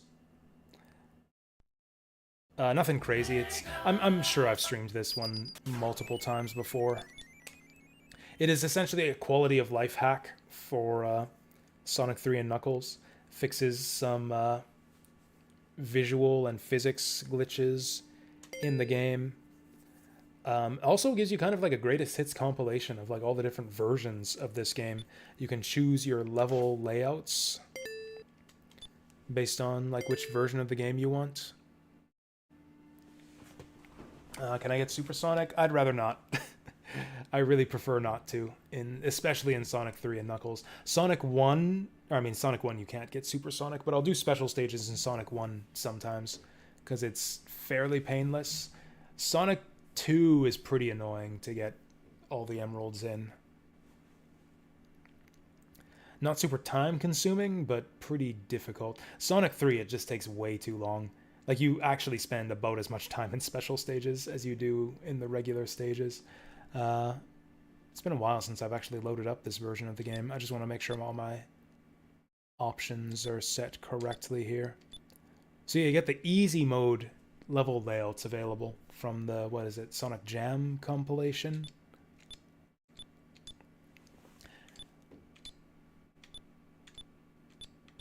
Let's just do, full Sonic and Knuckles, I think, for everything. Multi-button super controls so that you can not go supersonic if you don't want to. I don't know if I need a super... I mean, we're not going supersonic anyways, so who cares? Yeah, I think we'll just go full, just vanilla Sonic and Knuckles on everything.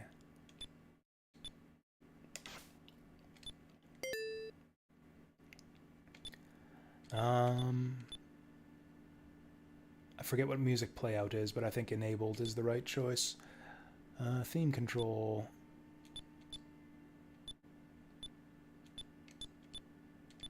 Sure, always menu choices. Zone music. Yeah, I think we're gonna go original on all of these.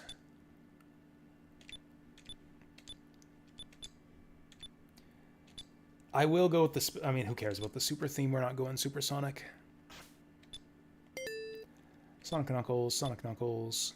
Game over, completely irrelevant. Continue, completely irrelevant. Sonic 3 credits, completely irrelevant. SNK. Original. SNK.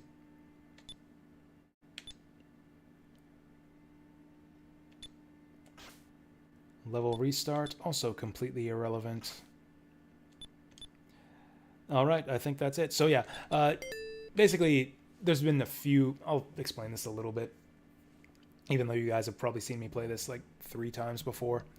There's been a bunch of different versions of Sonic 3 and Knuckles over the years, all with like slightly different music and zone layouts and various little oddities.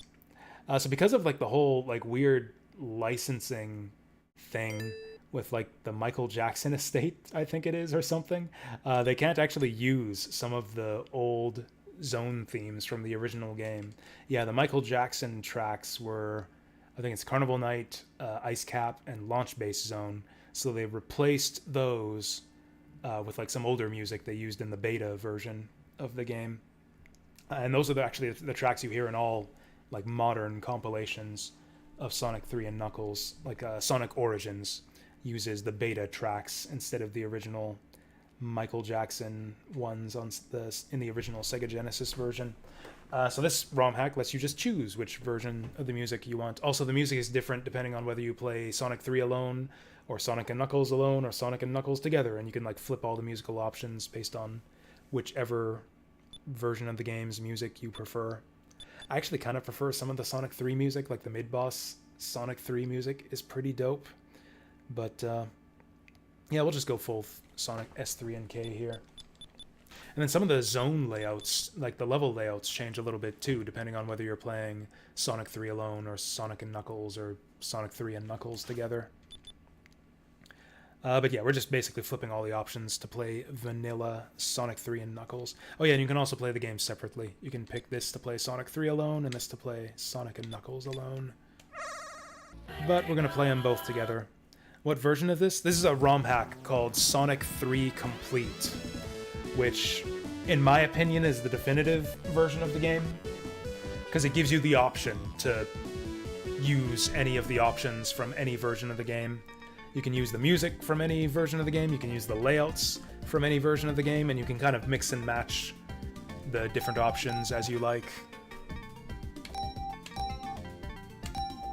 Apparently I've got some incomplete save files here. That is an awesome picture of Tails right there. Do I want to do something crazy like a Knuckles playthrough here? I really don't.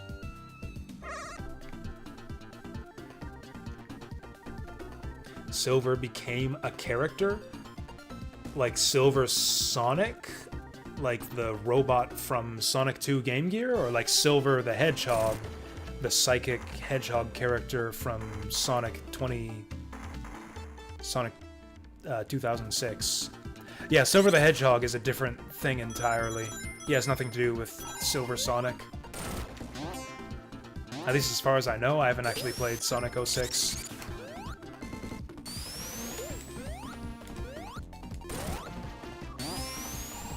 No, don't bounce me towards the special stage. I don't want it.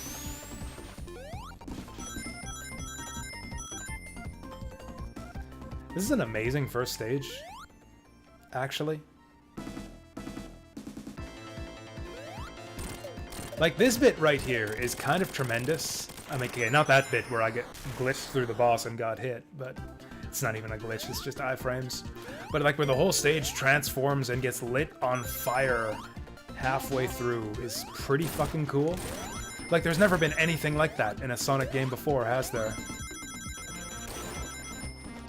Where a zone just transforms into a completely different thing and gets all lit on fire halfway through.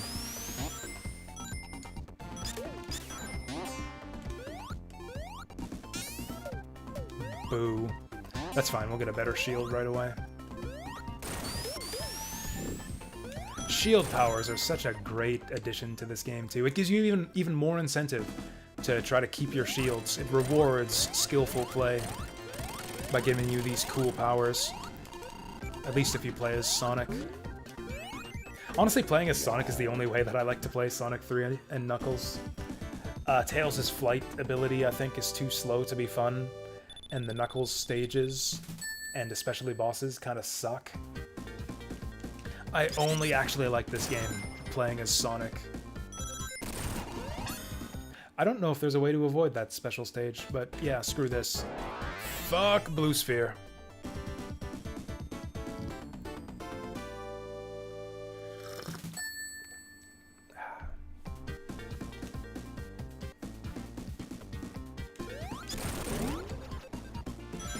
I actually don't mind Blue Sphere. Like, as special stages go, it's actually probably the most enjoyable special stage to just play on its own. I actually used to do that as a kid. So, yeah, there was the Sonic & Knuckles lock-on cartridge where you could put in either Sonic 3 or Sonic 2 into the top, and it would let you play as Knuckles in those games using the patented lock-on technology. You could also lock on Sonic & Knuckles with other Genesis games, and doing that would give you random versions of, like, the Blue Sphere special stages. And if you lock on with Sonic 1, you get a huge selection of different Blue Sphere stages to play.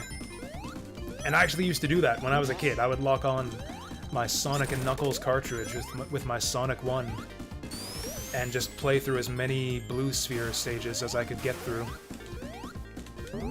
Because it's actually kind of a fun bonus game. The main issue I have with it nowadays is that it's just so time-consuming. It takes a long time to do 7 Blue Sphere stages. Especially considering that Sonic 3 isn't a very long game to begin with.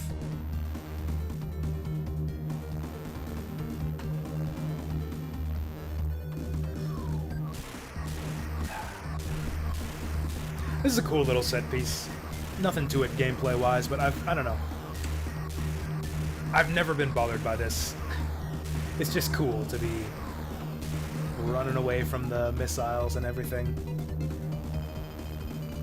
With the forest blazing behind you. Okay, I'm gonna go for a quick kill strat here. Damn it! Fuck! Ah, we messed it up. Ah, I messed it up. What the fuck? Well, we'll get another shot at it. We'll get another shot at it. That was humiliating. God, what a shitty performance that was. Okay, maybe I will complain about this stupid plane the second time around. Jeez.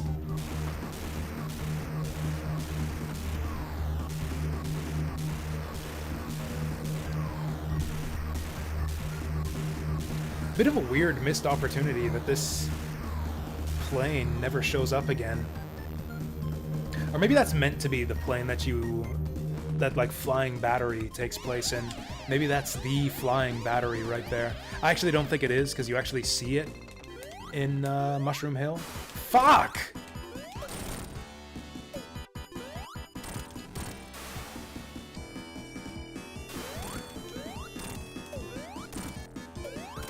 I hate that so much. I hate that I died on this boss and failed the quick kill twice in a row. Ah, well.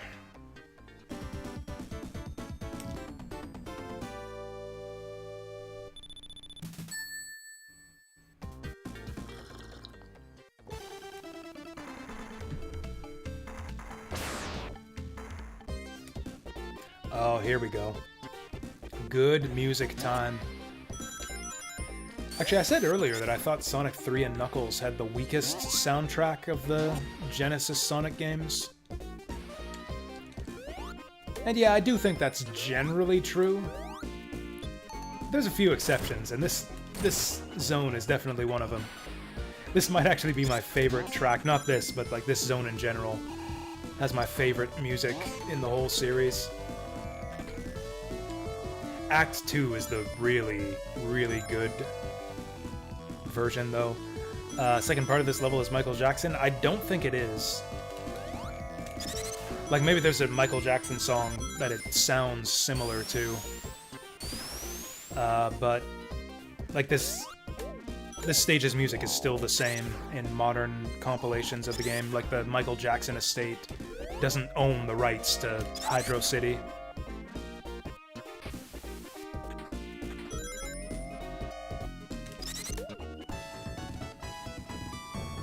Hey, we got our extra life back.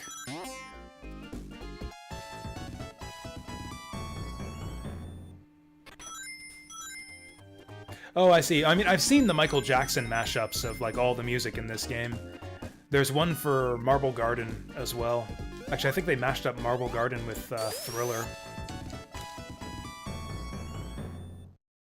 And it sounded surprisingly good.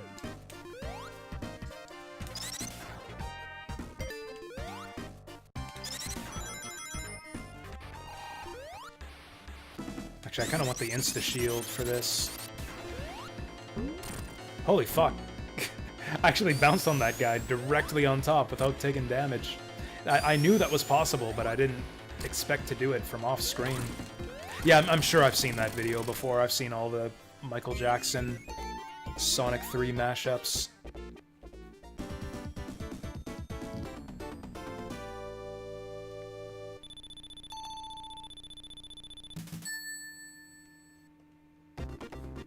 Here we go. Now we're going into the real Hydro City. Or Hydrocity, whichever you prefer. That's another thing that Sonic fans debate about. Is it Hydro City or Hydrocity? I could go either way on it, really. My opinion on that particular issue pretty much shifts based on whoever I'm talking to. I'll take whichever side of the debate will piss off whoever I'm talking to, basically.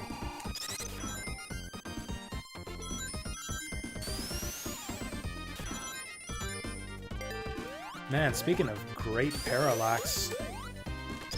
Actually, I think that's pretty much the same type of parallax they use for the Marble Garden. Yeah, the way it's scrolling across in the center there. Or not Marble Garden, Mystic Cave.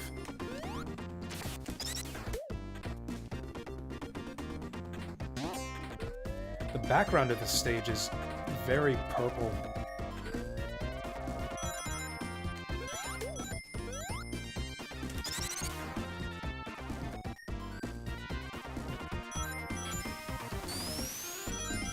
So what are we doing tomorrow on stream? Tomorrow we're doing Tomb Raider. As much as I'm annoyed that my Age of Wonders streams kept on getting interrupted by the internet dying. Yeah, I think we're due for some Tomb Raider right about tomorrow.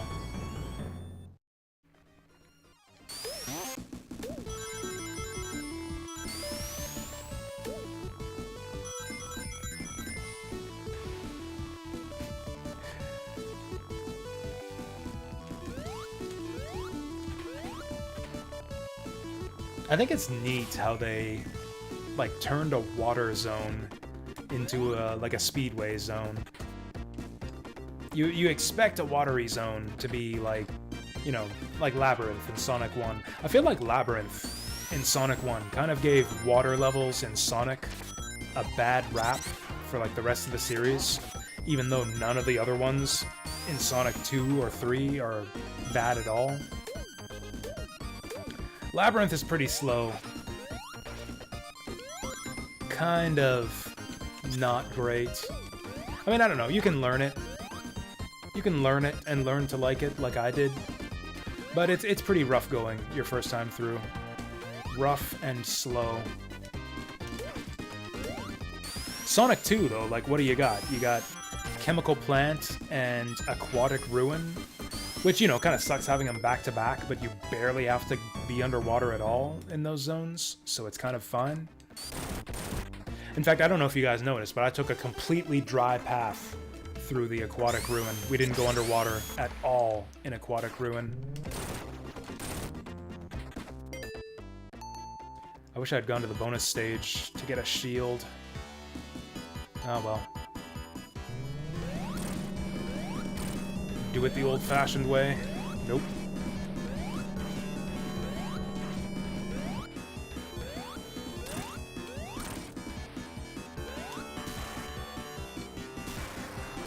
I like this boss fight because there's a few different ways you can hit him. Just like that is the way I like to do it. If you got a bubble shield, you can also just basketball bounce your way up to him and just hit him without having to use the bombs. Or you can just wait for him to drift back down and do the propeller thing. A lot of people do that because they don't know that you can jump up there with the bombs. Oh, more good music here. Man, it's kind of crazy that this game actually has the worst music out of the Genesis Sonic games.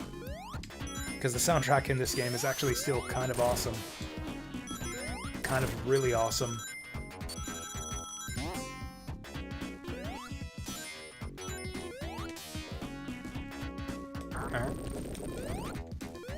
That's a fun zone obstacle. I like those spinners and the sound that they make.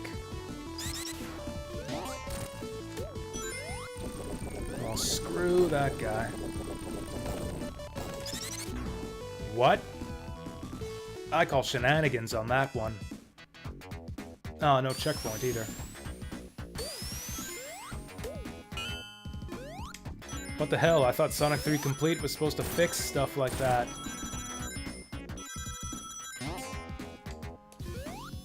Actually, there's a bunch of glitchery with Super Sonic in the original Sonic 3 and Knuckles. Which this ROM hack does mostly fix. Actually, one of the things it fixes is there's a bunch of missing sprites for Super Sonic. Like, Super Sonic has kind of a different hairstyle. The fuck? Okay, I'm gonna stop spin dashing under that. Because what the fuck? But yeah, Super Sonic's got kind of a different hairstyle than regular Sonic. But they didn't draw the Super Sonic sprite with his fancy hairdo for like all the different poses Sonic has for interacting with objects. So we kind of... Okay, sure, we'll just take the loser path. That's fine. I'll admit defeat. We'll take the loser path through this stage.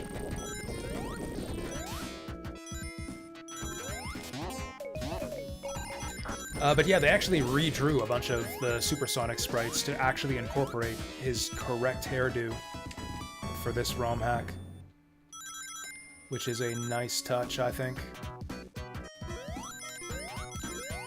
There's also some weird glitches, like you can glitch out the boss of this stage. Not Act 1, but Act 2 of the Marble Zone. Will pretty much consistently kill you if you go in with Super Sonic.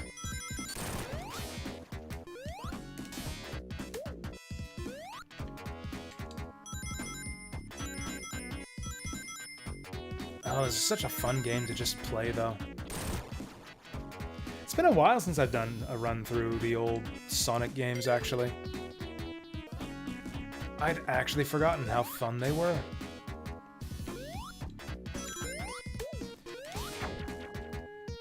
It's got kind of the same quality as like the Mega Man X games, I think, where just the fundamental just controls and the gameplay is so solid that you can even have like a shitty game, or you can even do like a Sonic game with shitty levels and it'll still be kind of fun just because the controls are so solid. Fuck. I can't even think of an example of that because like none of the Genesis Sonic games actually do have shitty levels.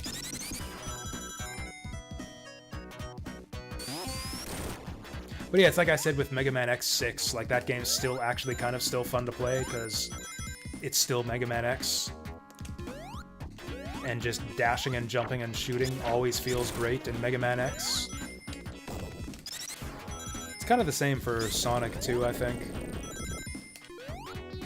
Hell, it's the same for Mario. That's why I think you can have fun playing shitty Mario Maker levels. Just because the basic controls are so solid.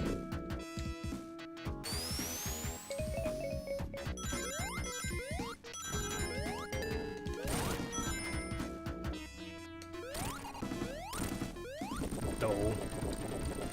Yeah, shield's really helpful for this fight, actually. Oh.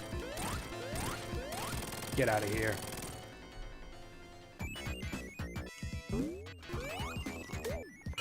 Take that.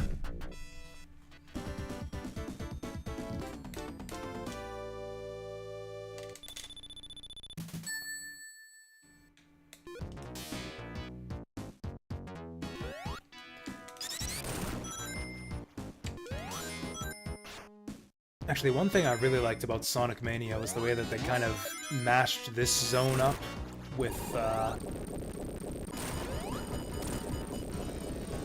blanking on the name now. The one with Metal Sonic. Stardust Speedway. Yeah, they kind of mashed up the Marble Zone with Stardust Speedway and Sonic Mania. And I think it's actually one of my favorite zones in that game.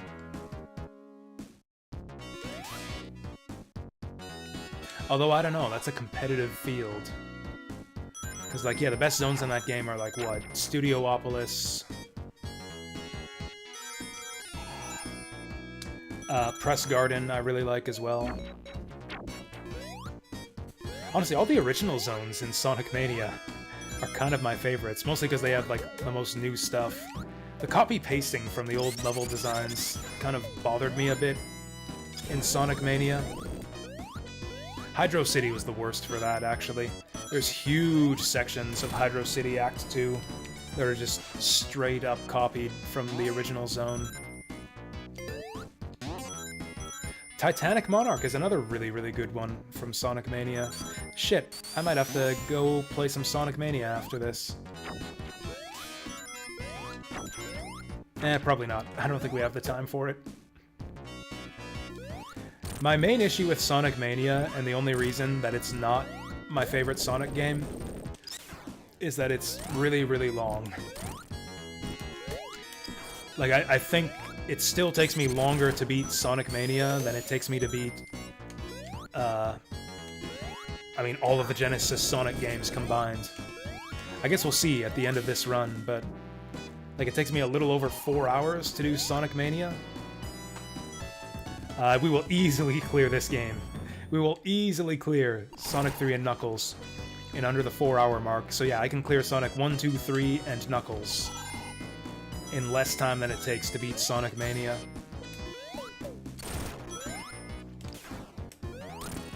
And it's not just a matter of the game, like, being too long or whatever. I think it does have some pacing issues with some of the levels overstaying their welcome and maybe going on for a bit too long.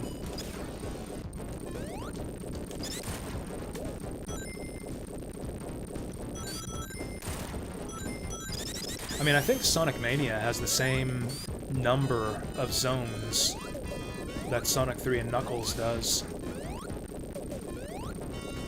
The only reason it takes twice as long is because the zones are twice as long.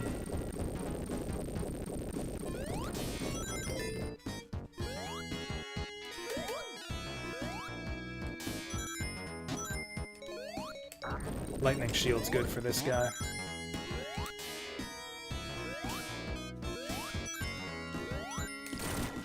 Alright, we're gonna do a quick kill on this guy this time.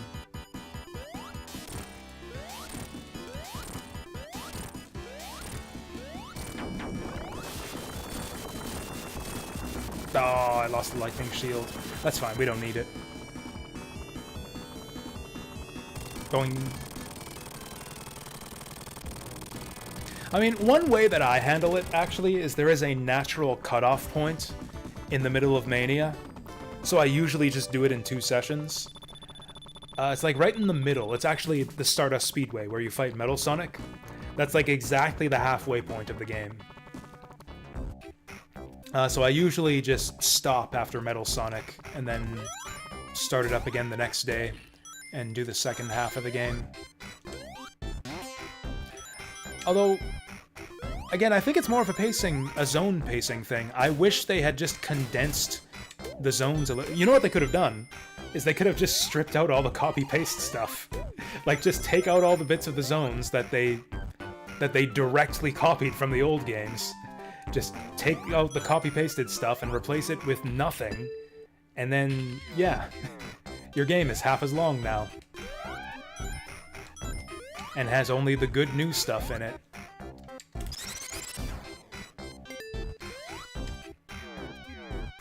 It's mainly a problem with the later zones. I guess Titanic Monarch can drag a little bit, too. Whoops. Don't want that. Yeah, it's mainly the later zones, I think, that are really guilty of that. Oil Ocean, I think, goes on for too long. I suppose I could fix this problem, quote-unquote problem with the game, if I just learned to speedrun it. If I just learned better routes. Because I don't think... I know that the speedrun time for Sonic Mania isn't, 4 hours. I don't think it's even 2 hours. I think last I checked it was something like an hour and 15 minutes.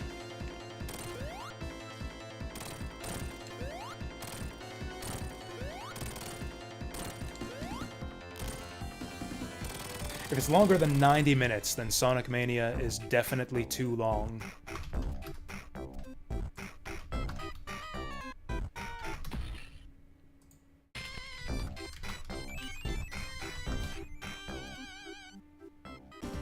"47 minutes, hot damn." Yeah, so clearly this is a skill issue that I'm highlighting here. Oh shit, I forgot to get the lightning shield. If you bounce the signposts onto this little beam right here in the background, you get a lightning shield.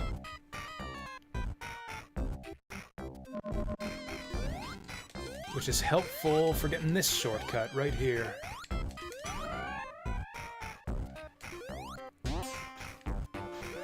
Yeah, I had the same problem with Freedom Planet 2, although Freedom Planet 2 had, like, the level select. It had kind of an episodic structure, so you can tell it's not really meant to be beaten in one sitting. I don't know, to me that's... I don't know.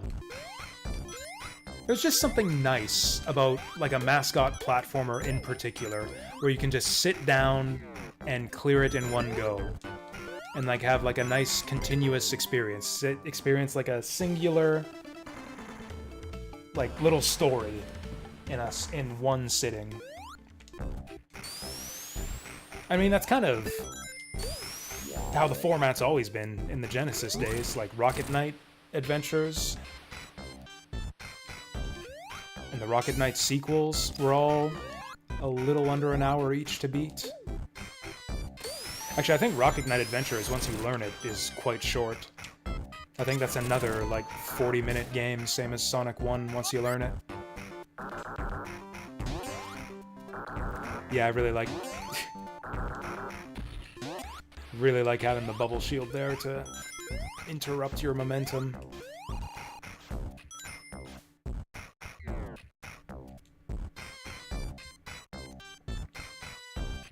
Also, Freedom Planet 1 is arguably too long to be cleared in a single sitting as well. Freedom Planet 1 is also kind of long in the first place. I think it takes me a little under 3 hours to beat. And that's once you get good at it. That's once you, like, don't die.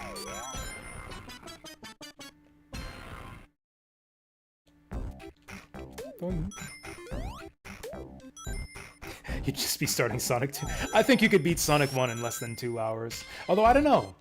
Now that I think of it, most people who I watch play, like, Sonic 1 and 2 blind do usually take, like, 3 or 4 hours. Yeah, you don't realize until you get good at a game, and especially watch someone else play that same game, just how much game overs and retries extend the whole experience. Oh god. Oh god, what do we do, guys? I'm fucking stuck. It's okay, Zap, you've got plenty of time to catch up now. I think I might be stuck here forever. How the fuck do you do this? This makes no sense. You know what's funny is if you get really persistent at this, you can get very close to getting it down.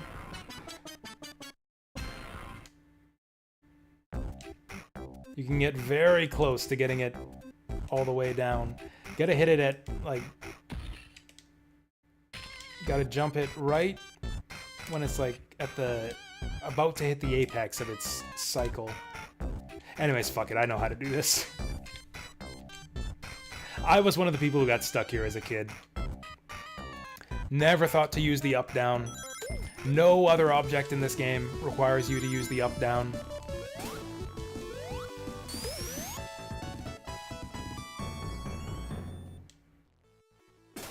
Also, that's kind of an awesome thing about this game, that there are so many like ways to play it if you need things like extra lives and continues. Like, then you actually have an incentive to fuck around with the bonus stages. It's like, if you need the lives and continues, they're out there for you. It's the same thing with Mario, actually. I am the same way with I am that way with Mario, actually. I will, especially Mario 1, I will take my time through the stages. I will collect every coin on the screen, bump every block looking for secrets, check every pipe, because I don't know where the secrets are, and I really need the extra lives. If I'm gonna try to beat Mario 1 without continues, I really need the extra lives. This boss is kind of stupid. Insta-shield trivializes him, but if you don't know well enough to use it, he's a huge pain in the ass and takes forever.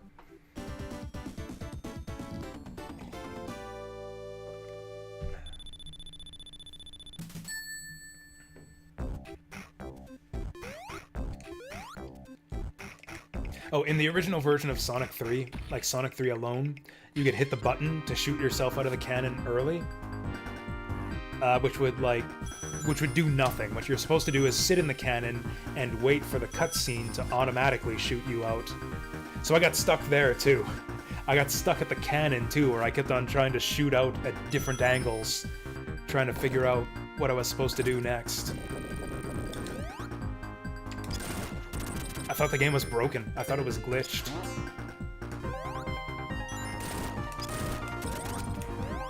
And it kind of was. I mean, it's not exactly a glitch, but that's kind of like bad user experience right there. For Sonic 3 and Knuckles, they actually fixed that. You can't press the button to shoot out of that cannon anymore.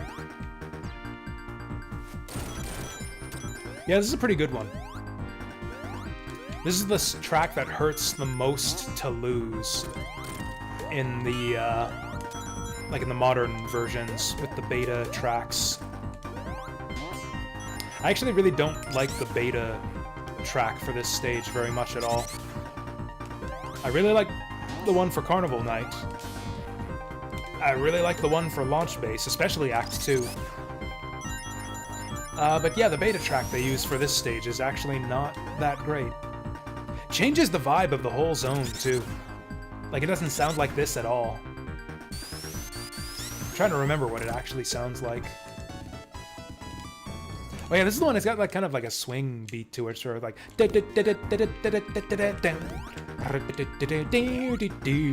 It's like all like jazz. It's like Christmas jazz or something. I don't know how else to describe it.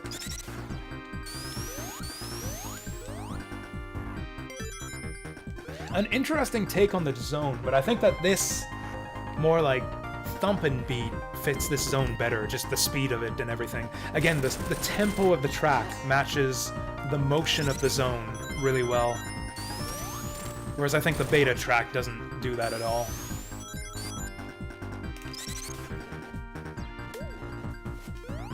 Hey Vince, how's it going?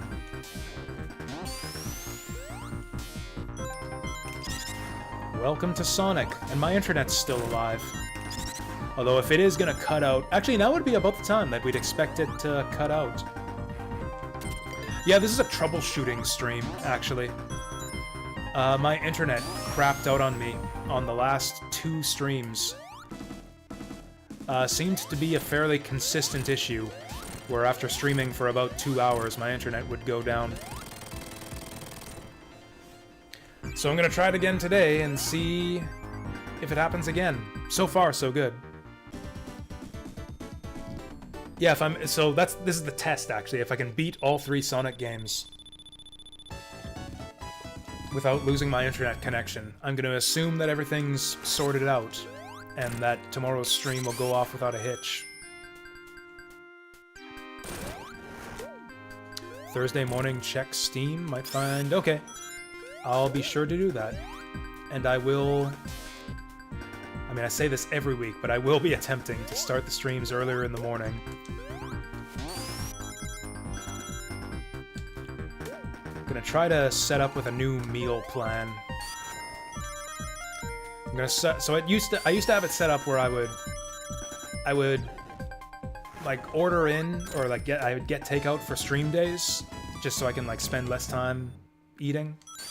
Just be like nice and fed and nourished and ready for the stream.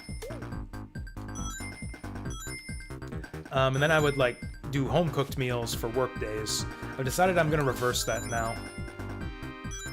I'm gonna eat breakfast on stream days. I'm gonna get up, I'm gonna eat oatmeal and fruit. And then I'm gonna stream. We're gonna stream till like 8 or 9 in the evening. So like not as late as usual, but more hours than usual. Because we're starting early. And then I'm gonna eat supper in the evening. I'm gonna eat supper at the same time that I do on work nights. I'm gonna see if we can handle it that way. I don't have any pizza pockets right now. I forgot to buy some the last time I was at the grocery store. All I've got right now in the house for food is beans, broccoli, and chunky soup. And steaks, if I remember to thaw them out the night before.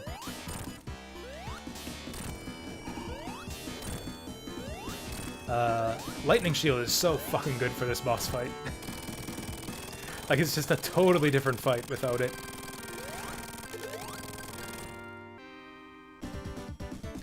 Is it Etrian Odyssey? Is that coming out this soon? That's not out this week, is it? No, that's not out till, like, August, right?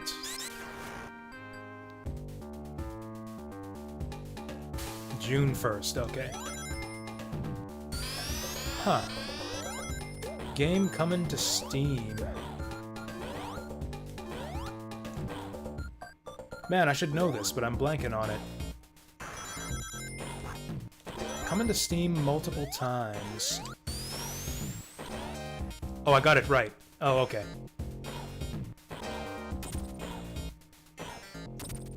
Oh, so that's like next Thursday, yeah?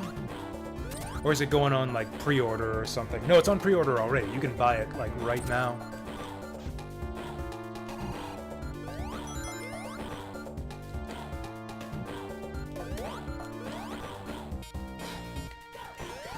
Man, I'm so ambivalent on Etrian Odyssey. I mean, I'm not ambivalent on the game. I love the game, or at least I love Etrian Odyssey 3. I don't like the price point for these remakes. It really feels like gouging to me. Especially for 3 games that are so similar, that are like slight HD remasters of like 15-year-old DS games. Yeah, if I can get it gifted, that's awesome. And I love you, all you guys, for the wonderful gifts and everything. I just hate Atlas for forcing you guys to pay so much money, I guess.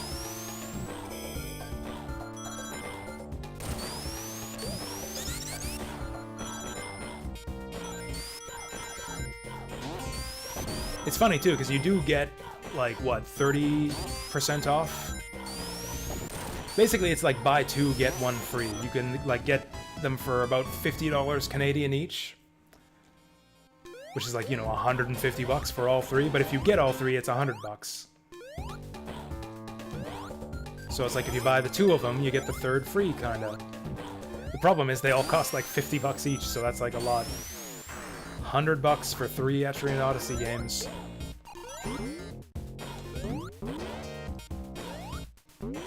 Like, I think the discounted price would have been more reasonable. Like, if they sold them for, like, 35 bucks each, I think that would be a bit more in the kind of ballpark that I think would be more reasonable. As it is, you only get that price if you get all 3, and I don't know if you need to buy all 3, since all the games are so similar, and, like, the sequels are pretty much strictly better than the originals. Like, 2 is better than 1, 3 is better than 2, so, like, do you really need to buy all 3?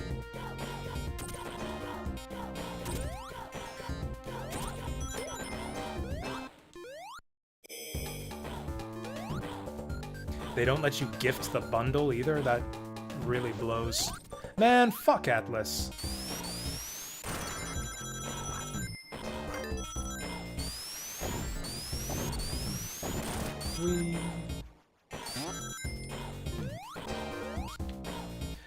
Oh yeah, so I've been pointing out some of the cool level backgrounds in these games along the way. Can't really see the background right now because there's a building in the way. Yeah, check out the background for this stage. Look at those, like, air traffic control towers or whatever back there. Coming out of the water and the greenery down there. Isn't it all hideously ugly? I don't know, maybe it's just me. It's just like the colors don't go together at all. Everything looks all like just blocky and weird. I really dislike this stage background. I think it looks really ugly.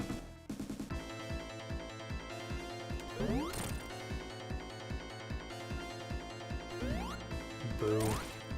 Whatever, insta-shield's best for all bosses anyways.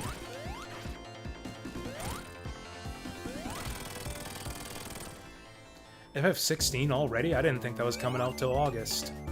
What's coming out in August? I seem to think that every game's coming out in August.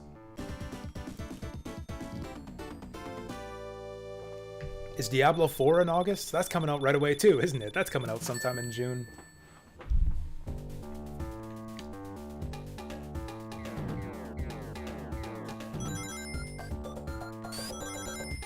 Yeah, I knew that Diablo 4 was right away.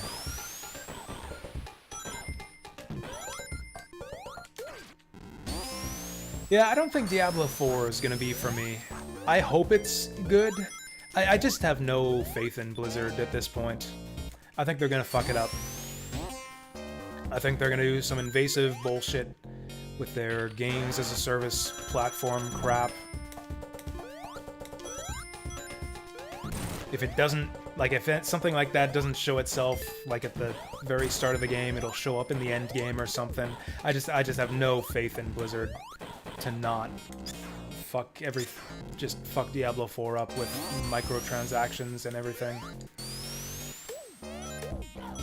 If they're not doing it on launch, they'll do it later. I would bet money on that. Actually, I think I do want to go this way.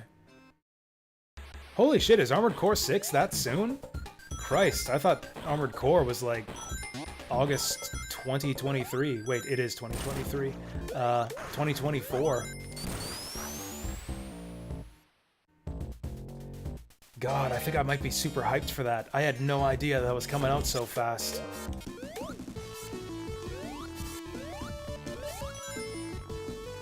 I might have to free up a slot on the stream schedule for that one. August 25th? Okay, so we got a ways to go yet, still.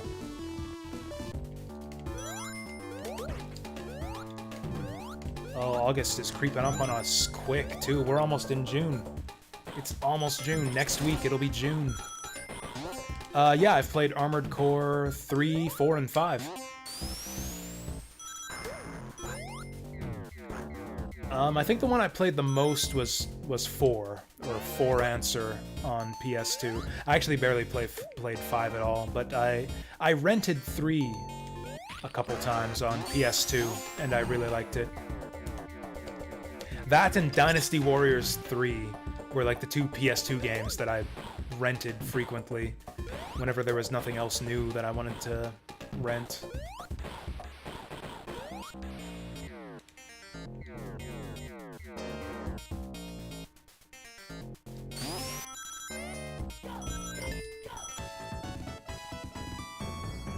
Give me the shield. This is our first bonus stage in this game so far. I haven't needed one till now. Actually, you know what? I like the bubble shield for this boss.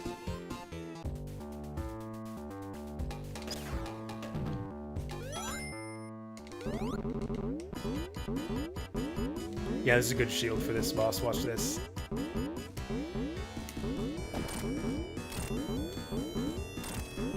It's not working. Ah, well. Oh, well. That's fast enough. Normally you can get, like, up above and behind him. Maybe that doesn't work in Sonic 3 Complete. I actually tried out Armored Core 3 in an emulator not too long ago. Like, maybe within the last year. Because I was considering playing it on stream.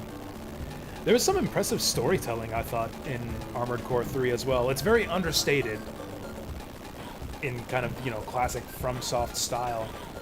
Like, it's all just mission briefings and emails. Like, there's no cutscenes, I think, at all, pretty much. But they managed to do, like, a decent bit of, like, world building and storytelling in those little mission briefings. Which I guess was, like, the way you handled story in video games a lot of the time in the good old days. Like StarCraft's story. Original StarCraft was just mission briefings with a bit of voice acting and like 4 FMV scenes. Did they bring Big Arm back in Complete? Oh, I think they did.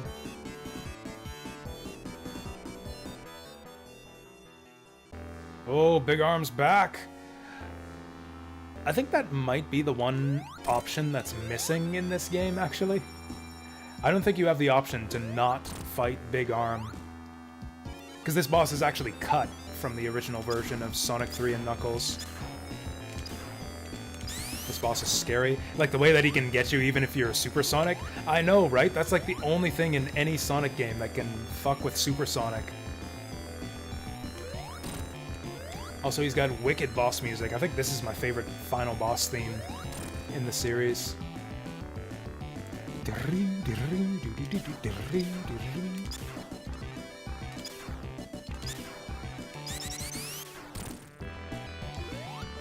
You know what? Fuck your garbage. Ah! Damn it.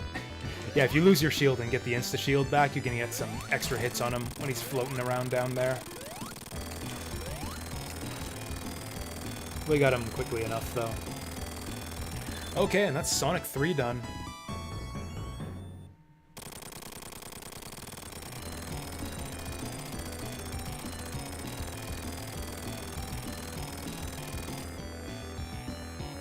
I mean, honestly, who would want to cut Big Arm, honestly?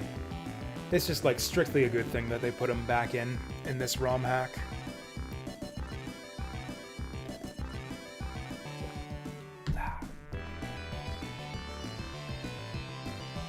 The Death Egg just explodes here if you're playing Sonic 3 alone. Oh, this is new to this ROM hack, too. We got this little transition scene where it, like... That's the title screen of Sonic and Knuckles. If you play Sonic and Knuckles alone, that Death Egg crashing in the crater there is actually the title screen. I love how they just insert that between the two halves of the game in this ROM hack. Knuckles doesn't want anyone to know about his secret, so I will be a jerk and leave his door open.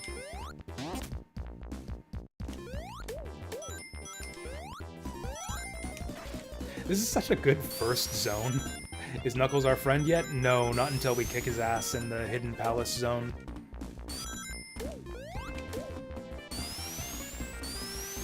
No, although I don't think he messes with us as much in Sonic and Knuckles. I guess he's too busy playing his own half of this game. When do we even see Knuckles in this game? I think it's when he, like, punches us in the face in Lava Reef. Whee!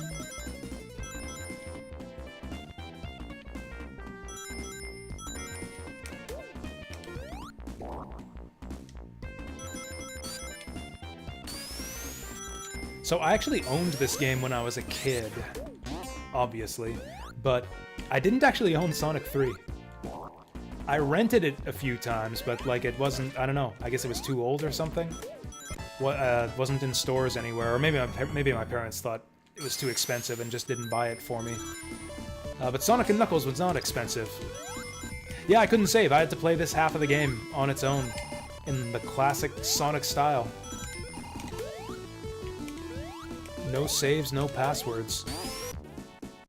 Honestly, it kind of blew my mind when I found out that you could save your game in Sonic 3.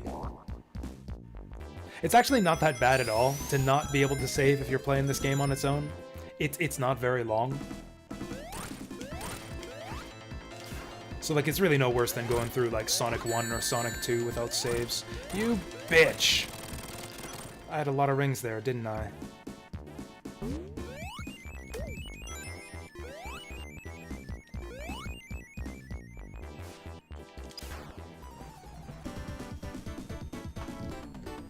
So yeah, I played a lot of Sonic and Knuckles when I was a kid, but not a lot of Sonic 3.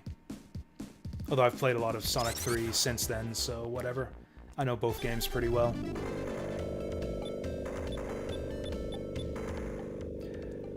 That sound sounds off to me. That sound didn't sound right.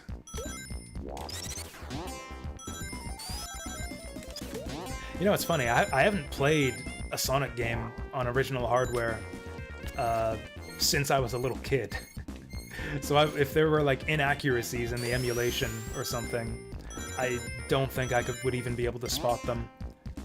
At this point, I've been emulating this game way, way more times than I've ever played it on original hardware.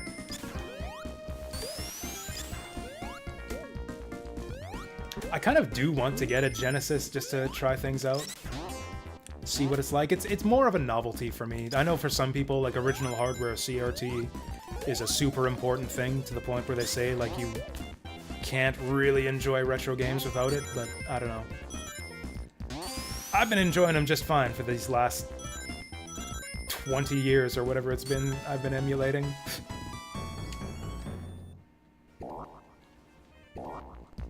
But it would be neat to, you know, have the option just for the comparison. I actually do have a CRT and NES with a couple games. I actually picked up the CRT television from my parents' place.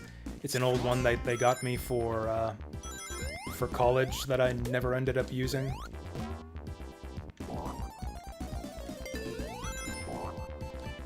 So I dug that up from their place, specifically just to play NES games. And, yeah, it was a fun little novelty, but it's like, just kind of cemented for me that, yeah, emulation is pretty frickin' close. At least when it comes to the NES. CRTs are heavy, mine's pretty small. Mine is not very big at all. I could actually carry it in here and show it to you guys if I wanted to. I won't, though, because it's... I mean, I could, but it is a bit heavy. For its size, it's a bit heavy. It would be a bit cumbersome.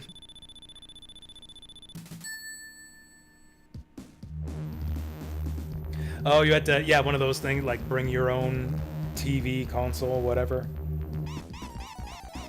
Yeah, I've been to a couple conventions where that was kind of a thing. People, it's like, hey, whoever can bring a TV, bring one.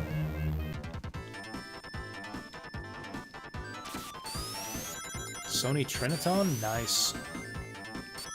50 kilograms? Jesus. But yeah, the thing that impressed me the most, actually, more so than... Like, the biggest thing that struck me with the playing on original hardware was that the difference in the input lag was actually somewhat perceptible. Not to the point that it would affect, like, my ability to play the game, but, like, it was somewhat noticeable, I think. Assuming it wasn't like a placebo effect. The controls felt like a tiny, tiny bit more responsive. But the thing that really impressed me, because this was my first time seeing a game running on a CRT in like decades, the thing that really impressed me was just how close the CRT filters in RetroArch get to replicating CRT effects. Like, I played Crash Dummies on NES on my CRT, and then I played it right afterwards in RetroArch with the Royale CRT filter that I like, and it's like, that's pretty damn close. Like, they kind of nailed the look of it.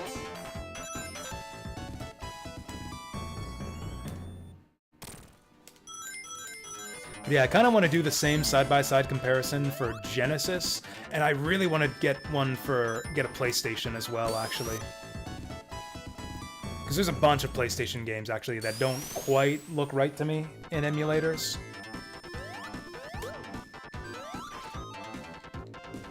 Get up there. There we go.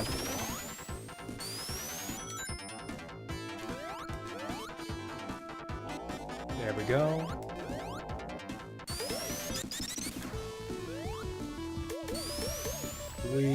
Whoa. Ah! That was a great death. That's what I get for trying to get fancy. Do I even go back and get that again? I think I will. Let's do the exact same thing again! Whoa. Damn it. This is trickier than it looks.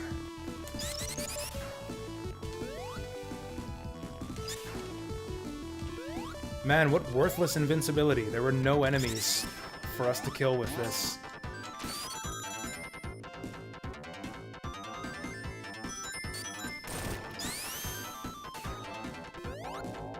It's actually one of the things that drives me crazy in games in general, but particularly Sonic games are actually kind of bad for this. Badly placed invincibility and speed pickups, where there's nothing for you to use them on. It's like, oh, here's an invincibility box. Time for you to wait for a platform for 5 seconds so half your invincibility runs out. For some reason, lots of Sonic games are really bad for that.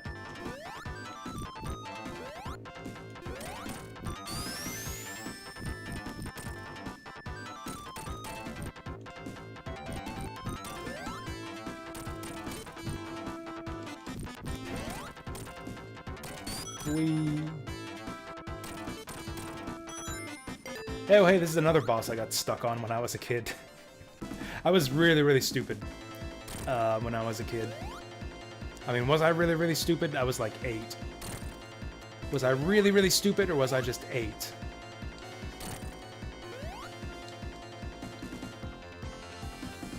Actually, would I have been 8? I would have been more like 6 or 7, actually, come to think of it. Yeah, I would have been 6 or 7 when I played this game, actually.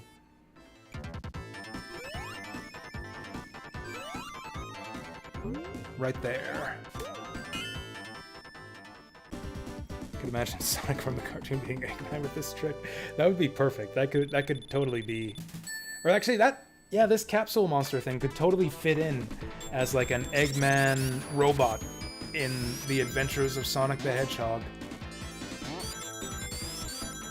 With like the angry eyes and everything, swinging his mace ball hands around.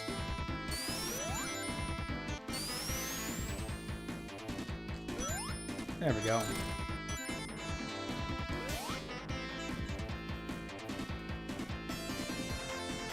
Actually, one of my favorite things in Sonic games is when you kind of just dick around at a half pipe like that, or like when the half pipes and bumpers and speed traps kind of trip you up, and you gotta like kind of wrangle control back to get out of it. Spring Yard's really good for that. Carnival Night, Casino Night are all good zones for that kind of thing. It's especially fun watching new players struggle through that stuff.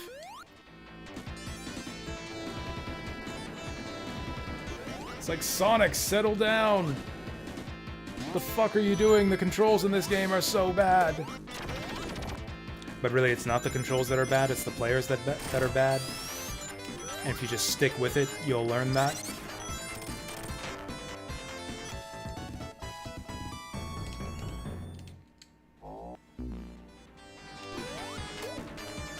Oh god, one of my favorite examples of that actually is Korone playing Sonic 1 with Knuckles. Yeah, she was playing Sonic Origins, which, to its credit, actually has a cool feature where you can play as Knuckles in Sonic 1.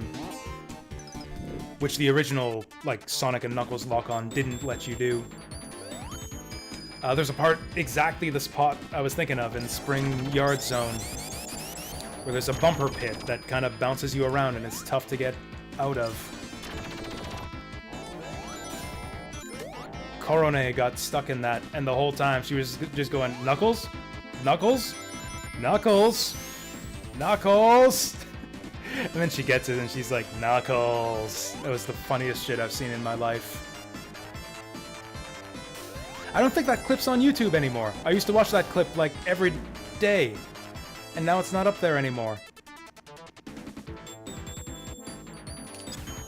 That sucks. I think we just lost a lot of progress.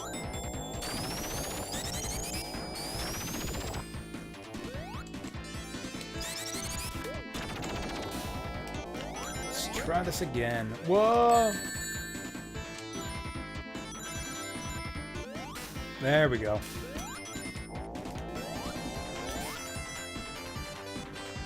Get up there. Oh, I got stuck here as a kid, too, because... Like, if you played Sonic 2, that thing kind of looks like the spider grabber guys from Chemical Plant, who damage you if they grab you. So I thought, oh, that's one of those guys. Don't want to get grabbed by him. So I couldn't figure out how to get through the level. It's like, oh, I'm stuck here. There's nothing here but this spider bot who's gonna explode and kill me. So I couldn't figure out how to get through there for a little while. Yeah, these Sonic games are full of tricky puzzles like that. Carnival Night Barrel. The capsule boss we just fought. Oh yeah, the Death Egg Act 2 boss. Like the first phase of the Robotnik fight, not the fingers, but right before that. With the, like, spiky metal hedgehogs, you have to reverse gravity to hit them into the thing. I've seen so many new players struggle with that. Like, they have no idea what to do there.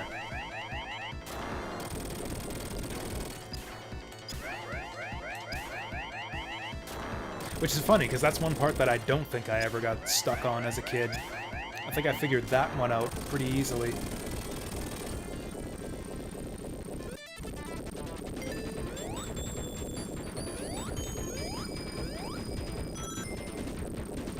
That was a little throwback to that, fuck. This makes us lose a bunch of time. Not that it matters, because we're going to be waiting for the floor here anyways.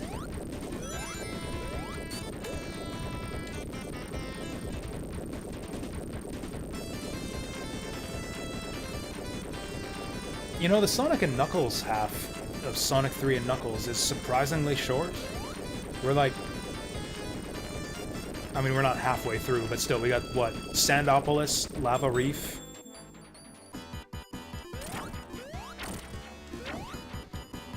What do we got? Sandopolis, Lava Reef, Hidden Palace, which is nothing. Sky Sanctuary, which is only one act. Oh dear. That was very close. And then Death Egg. That's it. We only got, like, 3 real zones. Is that right? That can't be right. We've only got 3 real zones left. Sandopolis, Lava Reef, Death Egg. Am I missing one? Yeah, this game is so short.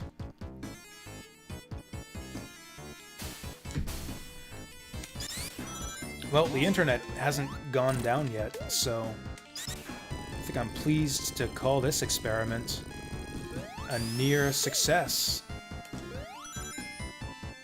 He says as his internet abruptly flatlines. Nope, we're good. I actually really like Sandopolis. I think it's an underrated zone. There's just a lot of cool stuff here. The sand traps, the moving platforms, the music.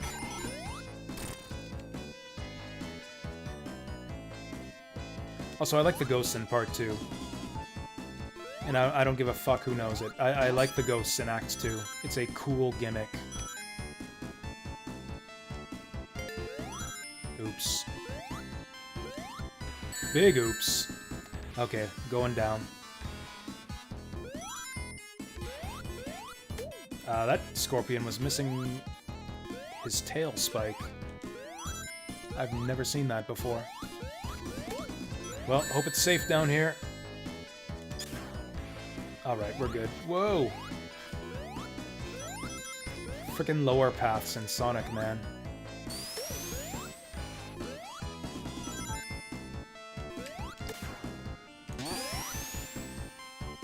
We...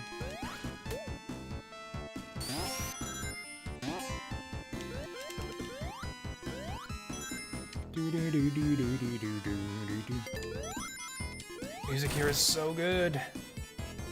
Oh, I thought that was the end of the level.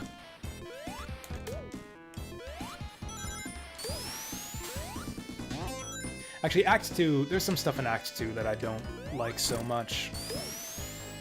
We'll be coming up on that soon enough. Act 1, though? Mwah, perfection. Excellent stuff.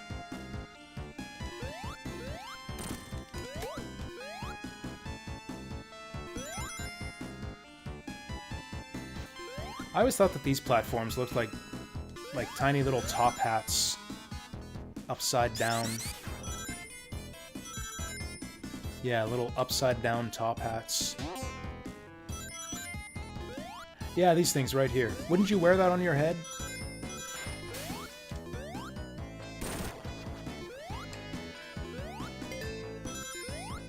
Woo.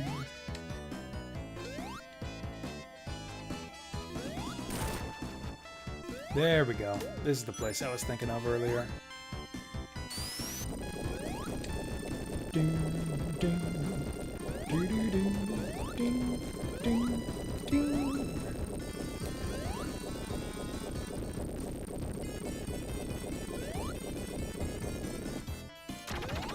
Alright, it's Golem time.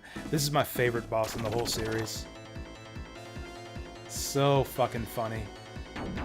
I got stuck on this guy when I was a kid too, believe it or not. I did not get the gimmick. I had no idea what you were supposed to do here. I just kept knocking him around from side to side over and over and over again. I think I even timed over. Yeah, this is the hardest boss in Sonic history. How the fuck do you even damage this guy? He's invincible. It's like a giant Terminator golem. He just keeps on coming. Oh, there he goes. Well, okay, so much for him.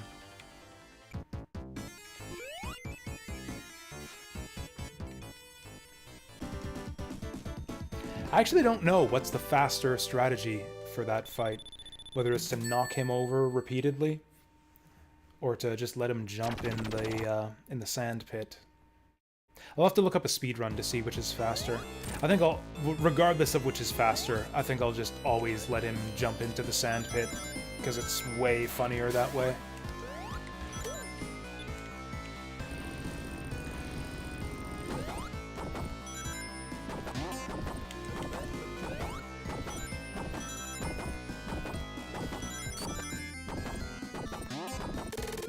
You know, this is a really cool level. Honestly, maybe Sandopolis is the best zone in Sonic 3 and Knuckles. Or not Sonic 3 and Knuckles, but like in Sonic and Knuckles. It's definitely up there. I mean, what, this game has like 5 real zones. Yeah. This is definitely in my top 5 zones in Sonic 3 and Knuckles. Apparently I'm used to having a lightning shield here. Oh, don't you do it! No! Fuck. Yeah, apparently I usually have a lightning shield here. I forget where you get that. Oh, it's on that. There's a detour to the left. I remember now. I missed it. I decided to skip it.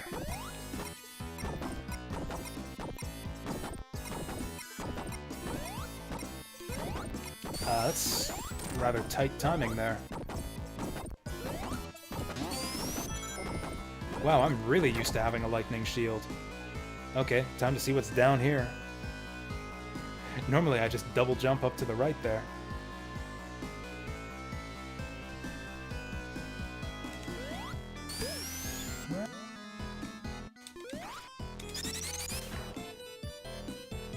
This zone is like, what if the Labyrinth Zone was actually good and had no water in it?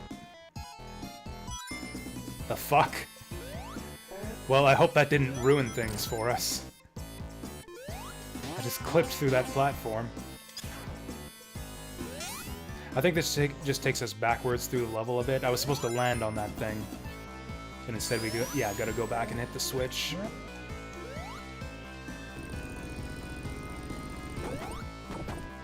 Man, the Sonic 3 Complete ROM hackers need to get on that.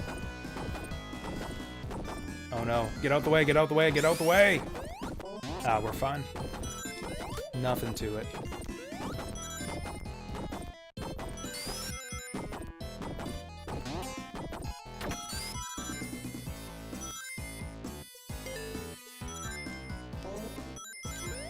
Oh, it's just about a ghost party here. I probably should have pushed that more. Nah, we're good. This part of the level kind of sucks. You just wait for the sand to fill up, and it's just kind of... you just kind of ride it upwards. There's a part like this in Hilltop Zone, actually, if you go the wrong way. There's a part like this where you gotta slowly ride the ground upwards. And it's kind of boring. Just like this. Check it out though, if you look at the top of the... okay, you can't see it now, next time. Look at the sand next time, yeah. Check out the sand, look at the top of the sand. Can you see that? You can see like the individual grains of sand flowing downward on the top of that sand pile. That looks so cool. You can just barely see it. It's like 1 pixel. Yeah, the attention to detail in this game is fucking amazing. Oh god, the ghosts!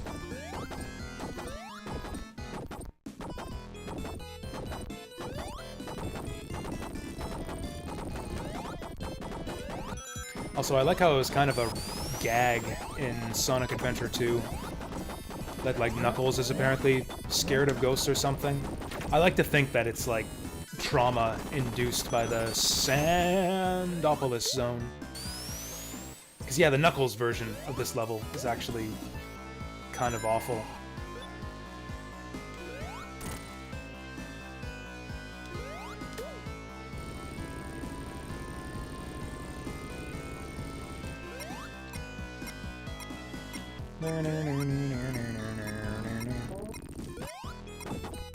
Damn it! Oh, am I gonna have to do this again? Nope, we're just taking the low road. Oh, did I? Okay. Fair enough. I guess we get another shot at it?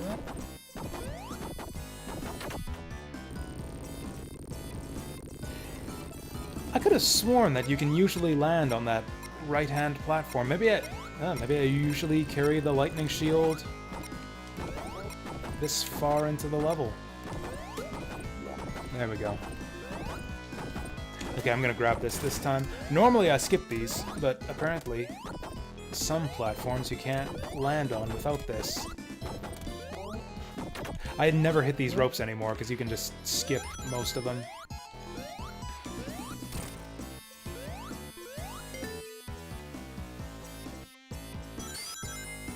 Man, this is the longest Sandopolis run I've had in a long time.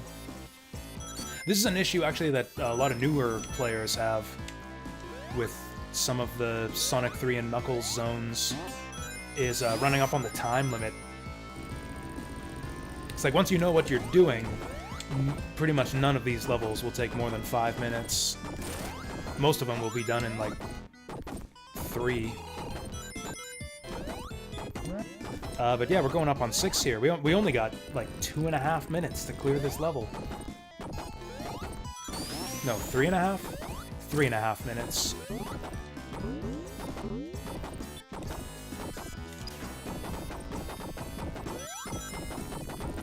You know what?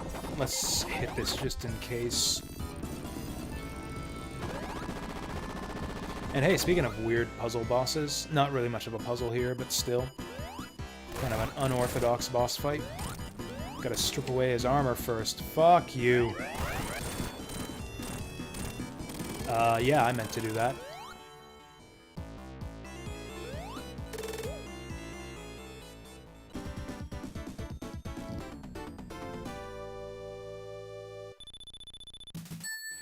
The internet's not dying on us. Feeling good about tomorrow. I am kind of tempted to do Age of Wonders 4 just because we got screwed out of it the last 2 times I tried to play it. But I'm thinking we'll do Tomb Raider. Because yeah, we did Tomb Raider, what, Wednesday last week? It's been a while, and we should do some more of it. Although maybe I've had enough of Egyptian tombs for 1 week. Maybe we can count Sandopolis as our Tomb Raider fix for this week.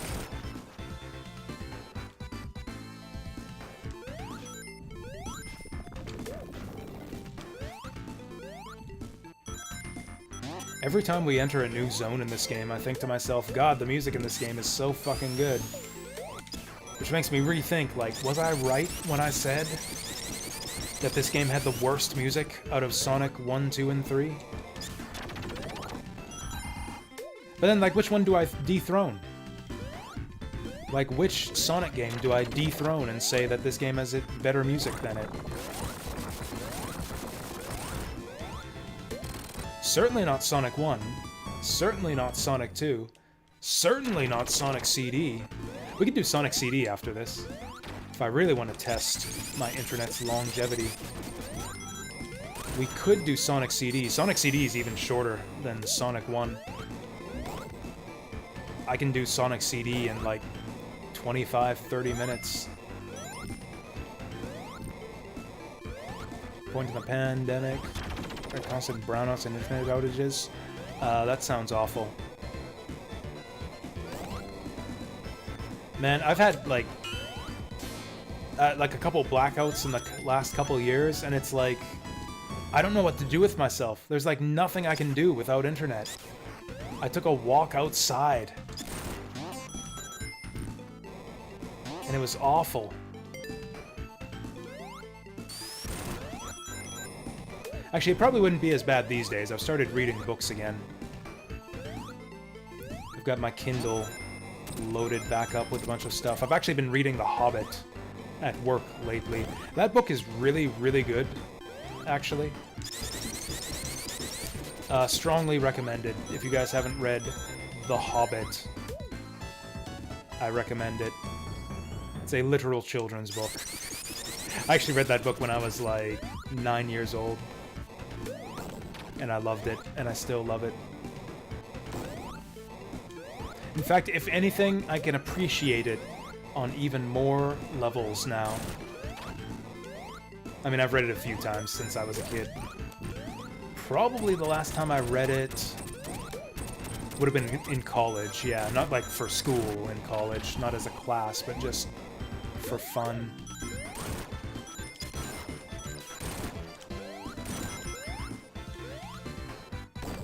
You read The Hobbit? Isn't it good? Isn't it, like, really, really good?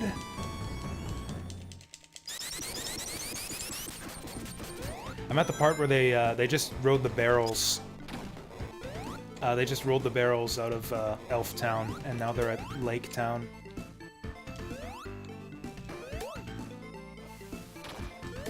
Gotta say, now that I've reread the book, I kind of retroactively like the Hobbit movie a bit less. There's a bunch of stuff in the movie that is just not as good as the book. In particular, I forgot how much like friendlier and cooler Thorin was in the book.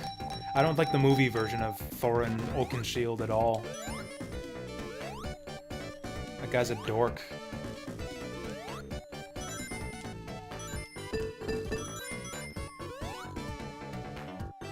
And I'm actually an apologist for the Hobbit movies. Like, I know those movies reviewed very poorly. The third one is awful. That's, yeah, kind of a shitty conclusion to the trilogy. Why did they have to make it a trilogy? That was such a dumb decision. But I really liked the first Hobbit movie, actually.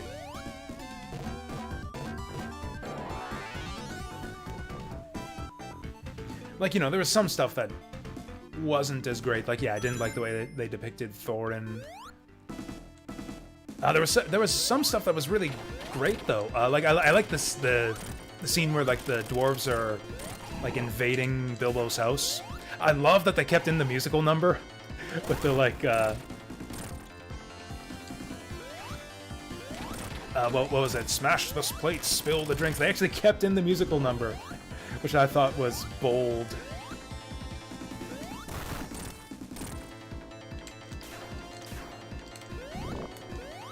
The Riddles in the Dark bit with Gollum was great in the movie, too. They did a really, really good job with that scene, I think.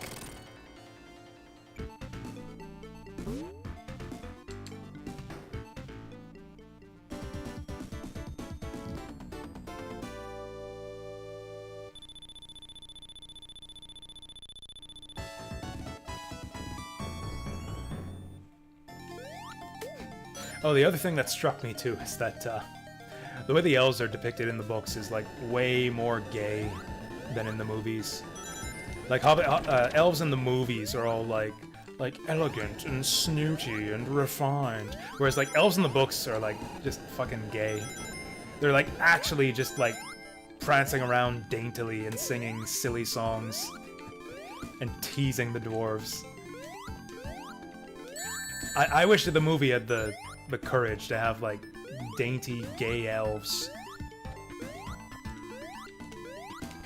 The same way that they had the courage to do the musical numbers. The elves are singing all the time too. They're singing their gay songs. It's great.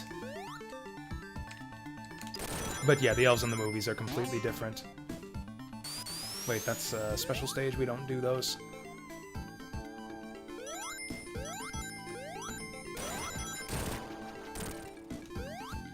Actually, there was some good stuff in the second Hobbit movie, too. I can't remember what the second one was called, actually. The third one was The Battle of Five Armies. The first one was An Unexpected Journey. I can't remember what the second one was called. Desolation of Smaug, that's right. Yeah, the Smaug scene was really good in the second movie, actually. I forget the guy's name. The guy that got to do the dragon voice was awesome. Great, great scene.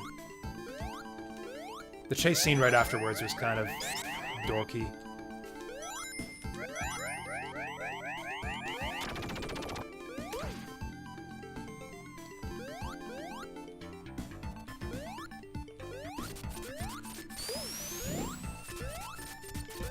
Oop.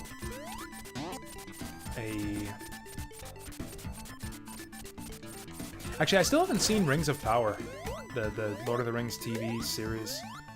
I've seen mixed opinions on that one. I really don't think I would like it, which is why I've been kind of reluctant to start it up.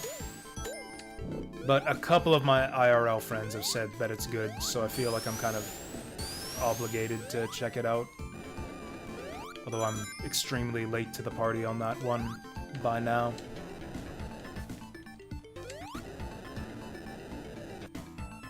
Benedict. I feel like I should know who that is, but I don't. The name sounds extremely familiar, but I think I only know him from people making fun of his name, rather than any movie I've actually seen him in.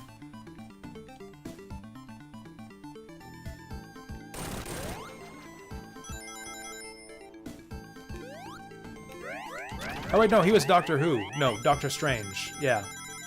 The other Marvel Doctor guy. Doctor Who's not Marvel. Oh wait, no, he was both, wasn't he? I don't follow Doctor Who, but he was both. He was Doctor Who and Doctor Strange, wasn't he?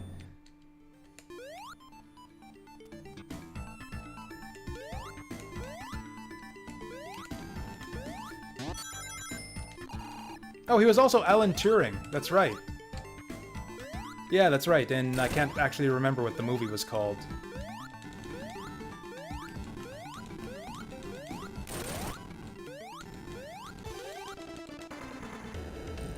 Imitation Game, that's right. I didn't really... that movie was all right, I guess. I was a little bit let down by it. But Alan Turing is like one of my, like, IRL personal heroes.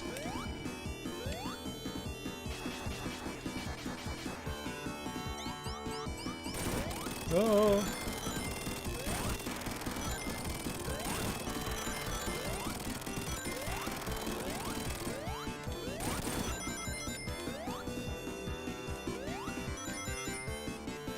Yeah, he's like a super famous actor. I can't believe I blanked on who he was for a second there. Love that you can just interrupt the boss fight with a bonus stage. Hey, we finally get to do one of these! I'm pretty good at these. You can get lots of good stuff in these stages, once you get pretty good at them. Rings are good. Rings and 1-ups are good. The shields are kind of wasteful here.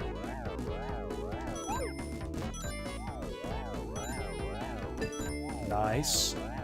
This is a tricky one. Oh. Nope. Basically, you just want to hit every one of these little bubblies. Hoping to get as many rings as possible. No luck on the rings on the upper bits. Whoops. Kind of sucks because the higher up in the gumball machine here you go, the more the ring pickups are worth. Oh, damn! I messed it up. You get 2 1-ups if you get all the way to the top. I mean, if you are good enough to get them, at least. Oh, well. What'll I do without 2 1-ups, guys? I'm gonna get a game over if I don't get my 2 1-ups. We're almost out of lives. This right here is probably the shittiest part of the whole game. Like, the whole duology, Sonic 3 and Knuckles. This is actually the nadir. Right here. This boss fight really sucks. Which is a shame, because everything leading up to this point is so cool. Like the missiles destroying the platforms, Robotnik floating in the background, the reveal of the Death Egg, like, lighting up in the background. This is such a cool lead up to this fight, and then it's just this garbage. It's like a shitty version of that lava fish from Rocket Knight Adventures.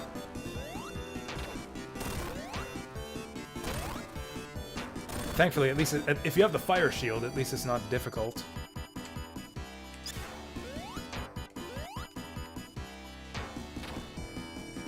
Also, the lava hurts my eyes. Please die. God.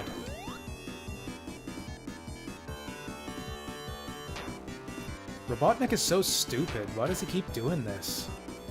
It's like, stop hitting yourself. There we go. Robotnik's like, okay. Okay. There's that shit-eating grin of his. Why does he grin when you hit him anyways? That's so weird. Is he a masochist?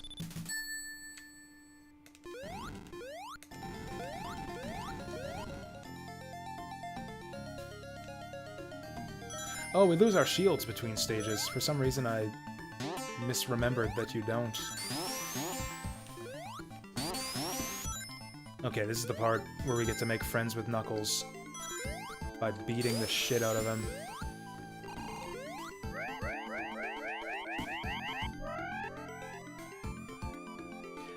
You know, I've never really taken the time to look at it, but that's a cool little, like, spirally effect on these things here. Almost looks like something out of Echo the Dolphin.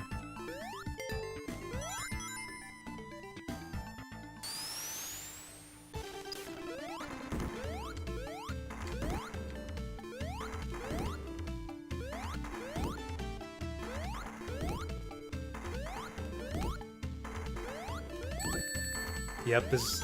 Whoops. Ah, I fucked it up at the end. Yeah, that was the guy who was menacing us through this whole game. Sonic's arch nemesis, his strongest opponent yet. There it was.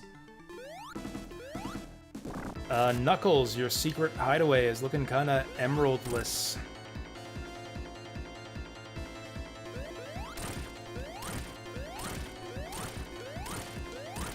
I mean, here I guess Robotnik's grinning at us because we can't damage him. Also, check out that Echidna skeleton there. That was a cool effect. Tweety birds. And now suddenly he wants to be buddies.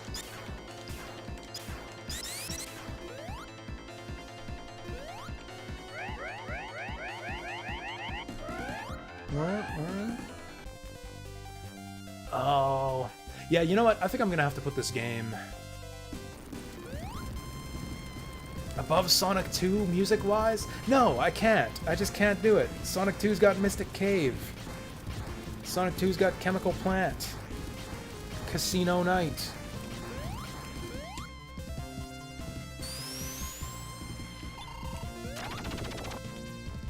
I can't put it above Sonic 1 either.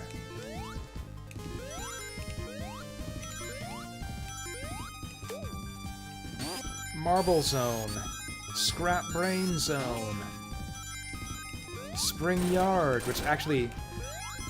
Yeah, Spring Yard's a great zone theme. Also, it has one of the best arrangements on OC Remix. There's a jazzy arrangement of Spring Yard Zone that I really, really love.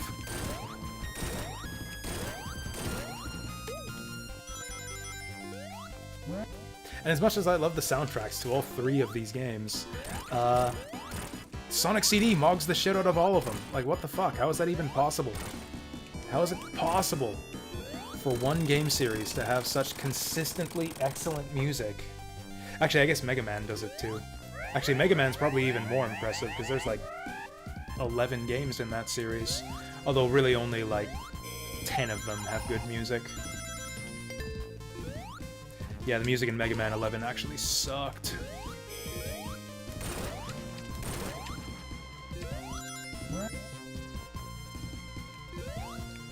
Don't mind me, just stopping to admire the fountain here.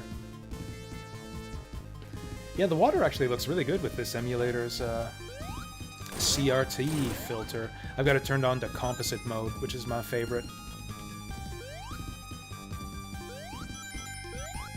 Actually, now that you mention it, yeah, Hydro City 2 has a really good jazz arrangement on OC Remix as well.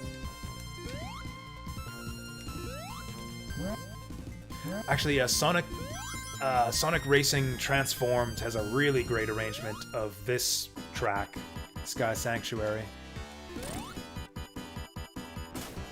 I'm gonna deliberately get hit there so I can get my insta-shield and do this. There we go. This is so cute, the way that Mecha Sonic here. Wait, what? Oh yeah, that's right, I forgot all about this guy. We were talking about Robo Sonics before, and I totally forgot about this fucker. So if we've got Silver Sonic and Mecha Sonic and Metal Sonic covered, what's this Sonic? Who's this guy? Going around copying Eggman boss machines. Also, of all the ones they could bring back, why the heck would they do the Metropolis boss from Sonic 2? That's like the worst boss in any Sonic game. At least up to this point. Hey there, Thescally. Not really. It's not even midnight yet, although I am planning to go to bed after this game.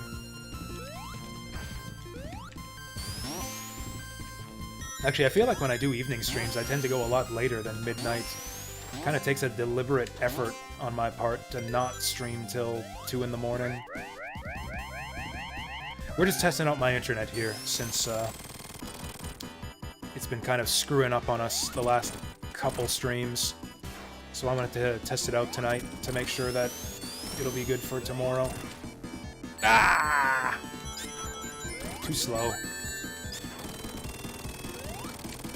I did finish Mega Man 6 off stream. So yes, Mega Man 6 is finished. It was kind of a silly little one-off thing I did anyway, so I don't think I'll bother playing it on stream. I'm sure I'll play it again someday.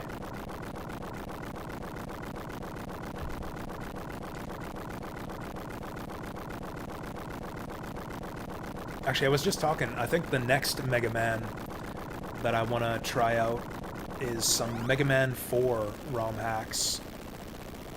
I want to play that new one that's like Mega Man 4 done in the style of Wily Wars on the Genesis. I want to do Mega Man 4, whatever that ROM hack was called.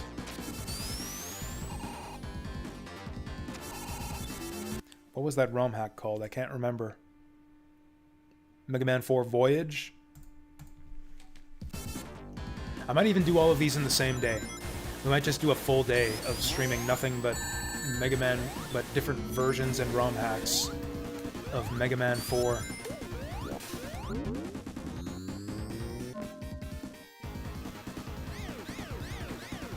I guess if we're going through all the good Mega Mans, if I were to continue the series of going through all the good Mega Mans, like the really good Mega Mans, I would probably skip 7 and 8. End Rockman and Forte and go straight to 9 and 10. And then 11. This is a really great final stage. I love me some Death Egg Zone. Damn it! Does it not let you grab on there when it's moving, or did I just miss?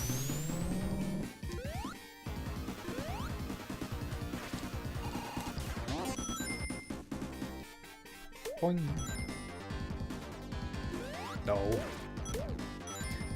The background of this level is so plain, though. I guess the idea is it's so massive that there's no, like, rotation or scrolling in the background. I don't know, I kind of wish the background would, like, do some kind of rotation effect or something.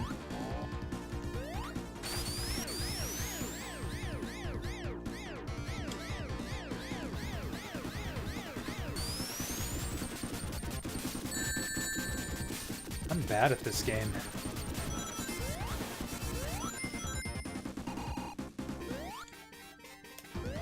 There we go. No! It's fine. It's fine, we'll iframe our way to victory. Man, it's like they give you all these rings here, specifically for if you get stuck in this predicament. Welp. And that's what I get. Okay, at least we got a checkpoint.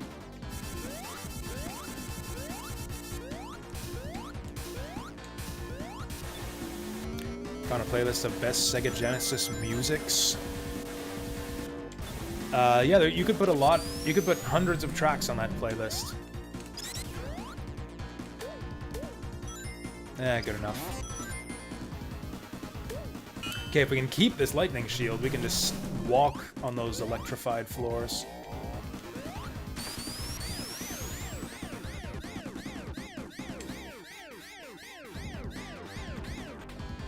Like, yeah, you could get a bunch of stuff from Streets of Rage 2 and 3, and hell, throw 1 on there too. 1's pretty good. Get some Sonic the Hedgehog. Get some... What else is good on Genesis? Some Treasure, Dynamite Headdy, Gunstar Heroes, Alien Soldier, Thunder Force, Thunder Force 4.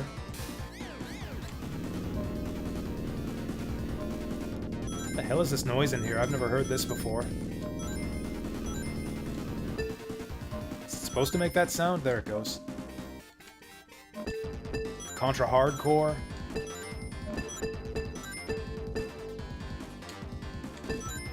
Man, you could put on like the whole soundtrack of Contra Hardcore.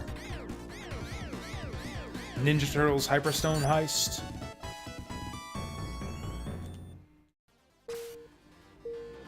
Yeah, Golden Axe. Golden Axe has got some really good ones. I've actually got some of them on my like pre-stream playlist. Shining Force. Frickin' Shining Force 1 and 2. Banger tracks. I don't know about Phantasy Star. Does Phantasy Star have good music? I've never really played them that much. I think I've like sampled the soundtracks to Phantasy Star and wasn't really impressed. Boom.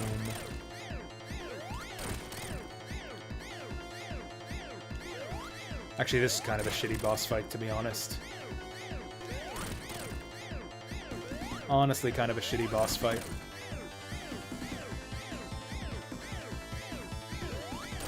He'd maybe be fine if it was just the first phase. Or if it was just the second phase. Really don't like having the whole thing, though.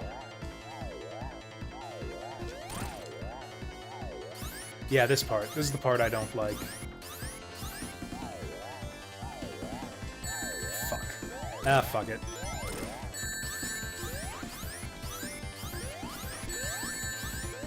Oh dear, maybe I shouldn't have fucked it. Maybe I shouldn't have said fuck it. I'm gonna die. Nope, we're fine.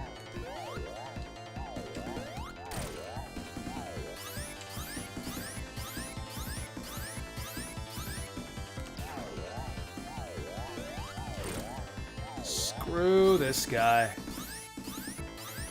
There's a better strat for dealing with him here, which basically involves abusing iframes, but it's not really viable when you don't have any rings. I should have just gone for it when I had rings. Usually I have a shield when I go into that fight, and I use the shield's iframes after you lose it to take him out. The model of Sega Mega Drive had a headphone plug. I didn't even know that. Console with a headphone plug? That's a weird notion. And then this background is super plain too, although it's kind of also epic. Got the world back there.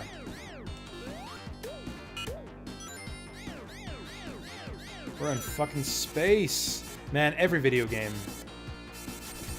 You know you're in it for an epic finale when you go into outer space for the last level. I guess that's Sonic Frontiers.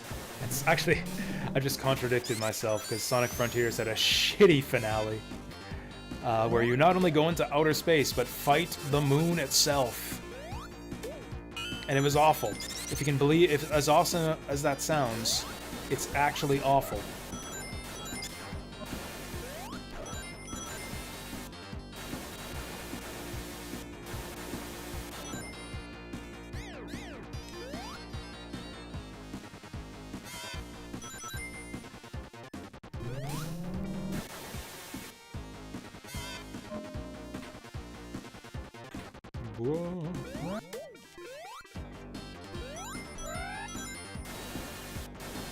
Yeah, my childhood was mostly really isolated, I feel. Mostly self-imposed, because I didn't want to do anything. I didn't want to hang out with people, I just wanted to play video games. So that was my childhood. And my adulthood, too, I guess. Really just my entire life.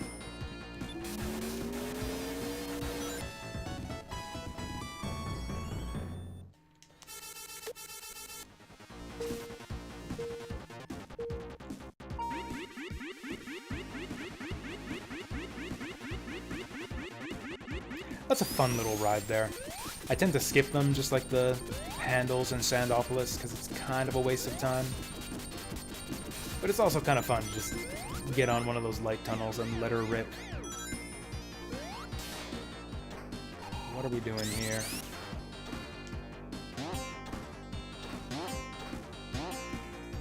Oh, you gamed and watched movies with your brother? That sounds cool. My sister didn't, never played video games. Or, you know, not like I did, at least. Yeah, I never gamed with anyone in my family. Actually, no one in my family really likes video games at all. I was the only one.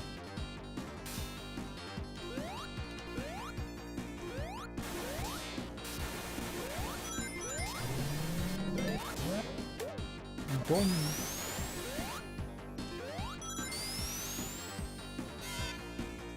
Come to think of it, I don't know why the fuck my parents ever bought me a game console.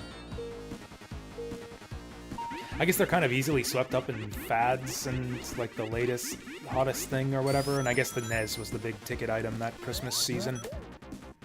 Lucky me!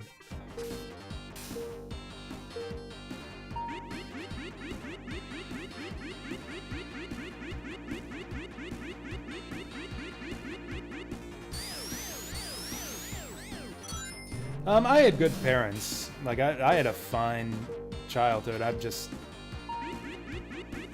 I don't know. A problem child, I guess.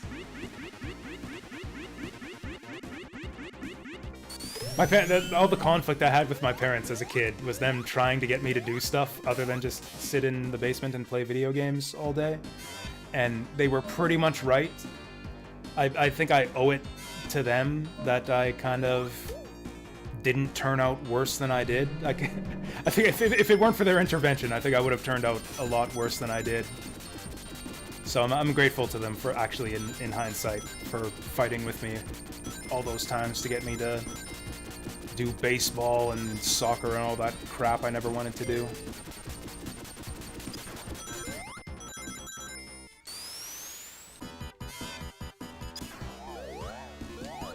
Vacations to Mexico and stuff.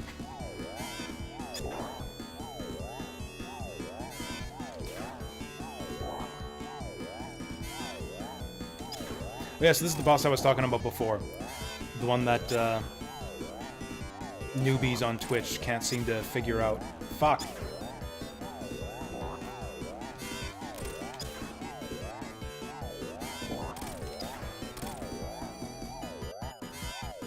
So yeah, a lot of people don't seem to know that you can spin dash the upside down spiny things to hit this guy. What a lot of people will do that I've seen is they'll just try to hit him by changing gravity. Like this. Which is a huge pain in the ass. Especially since it doesn't actually work unless you hit him with the spines. There we go.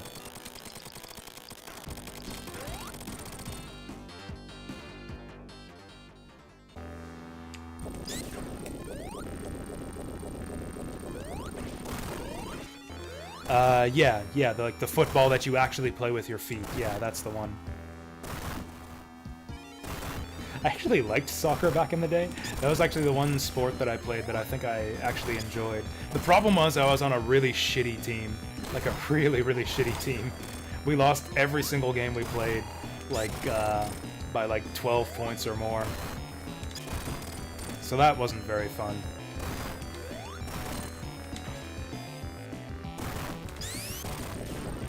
Alright, phase 2.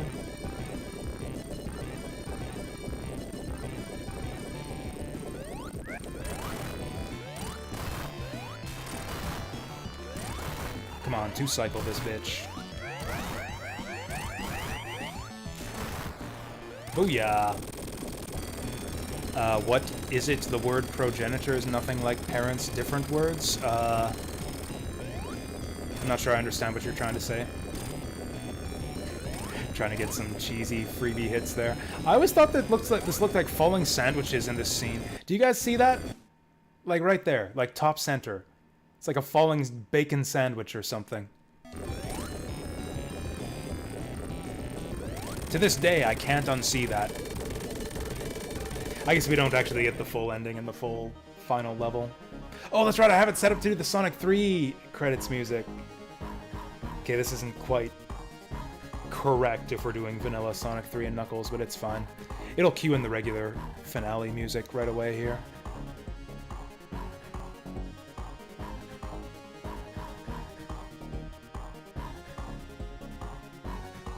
They get the wheels straddling that rocket on the bottom of their ship there. I never noticed that. That actually looks kind of weird. I suppose it's not the kind of plane that has like the fold-up wheels. I think it was the right call for them to include this Sonic 3 end credits music as the default option here. Again, this is one of those music tracks that it was a shame to lose it in the combining of Sonic 3 and Knuckles. That's almost perfect timing. It's midnight now.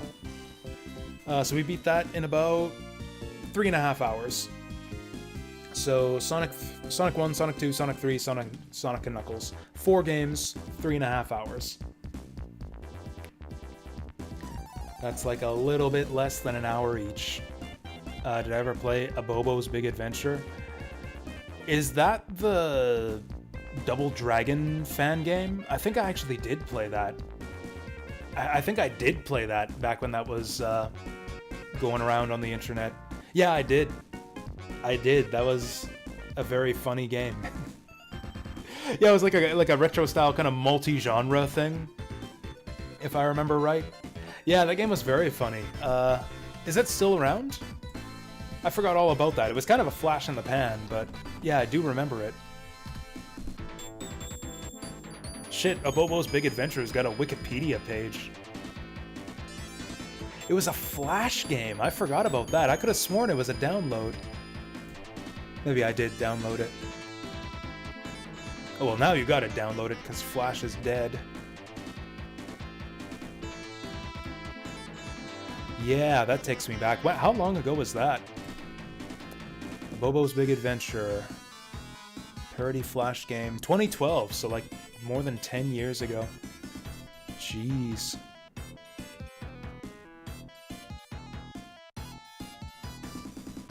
I wonder if the developer ever went on to do anything else.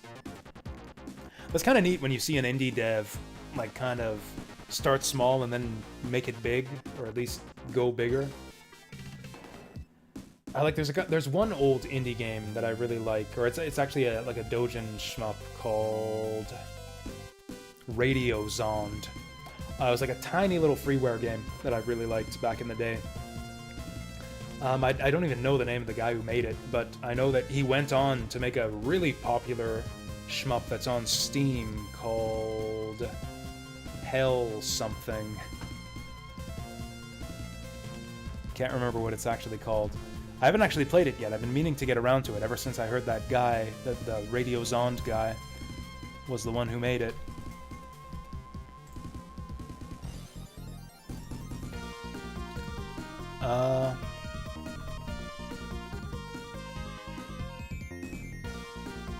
Fuck, I can't remember what it's called.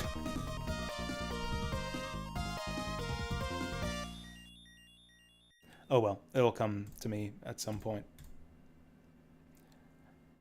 Sonic's artwork looks really weird on this end screen here. I just noticed that. There's something wrong with his forehead. He's got like too much forehead or something. Game over, Return of Robotnik.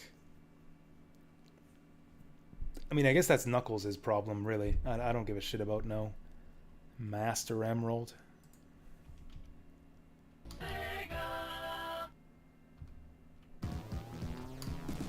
Maybe if I look up the guy who made Radio Zond.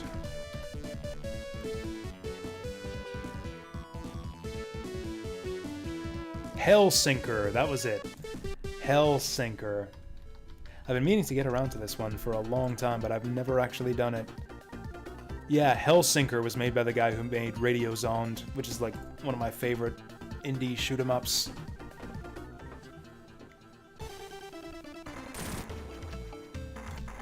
Anyways, that's, yeah, Sonic 1 and Sonic 2, and Sonic 3 and Sonic and Knuckles. Yeah, like I said, I want to get up bright and early tomorrow, so even though it's tempting to do Sonic CD for an encore, yeah, my internet seems to be holding up just fine tonight, or at least 3 hours worth. We'll see if it holds up for a full, like, 7, 8, 10-hour stream tomorrow. But, yeah, the plan is to do some Tomb Raider. If this is not good Sega Genesis music, then what is? Oh yeah, fucking Thunder Force 4, man. Fucking Thunder Force 4, man. Cool, this is great music to brush my teeth to. So that's gonna do it for me tonight. Thank you all for helping me test my internet. Hopefully it'll hold up tomorrow when we play some Tomb Raider, The Last Revelation. I'm off to bed. Have a good one.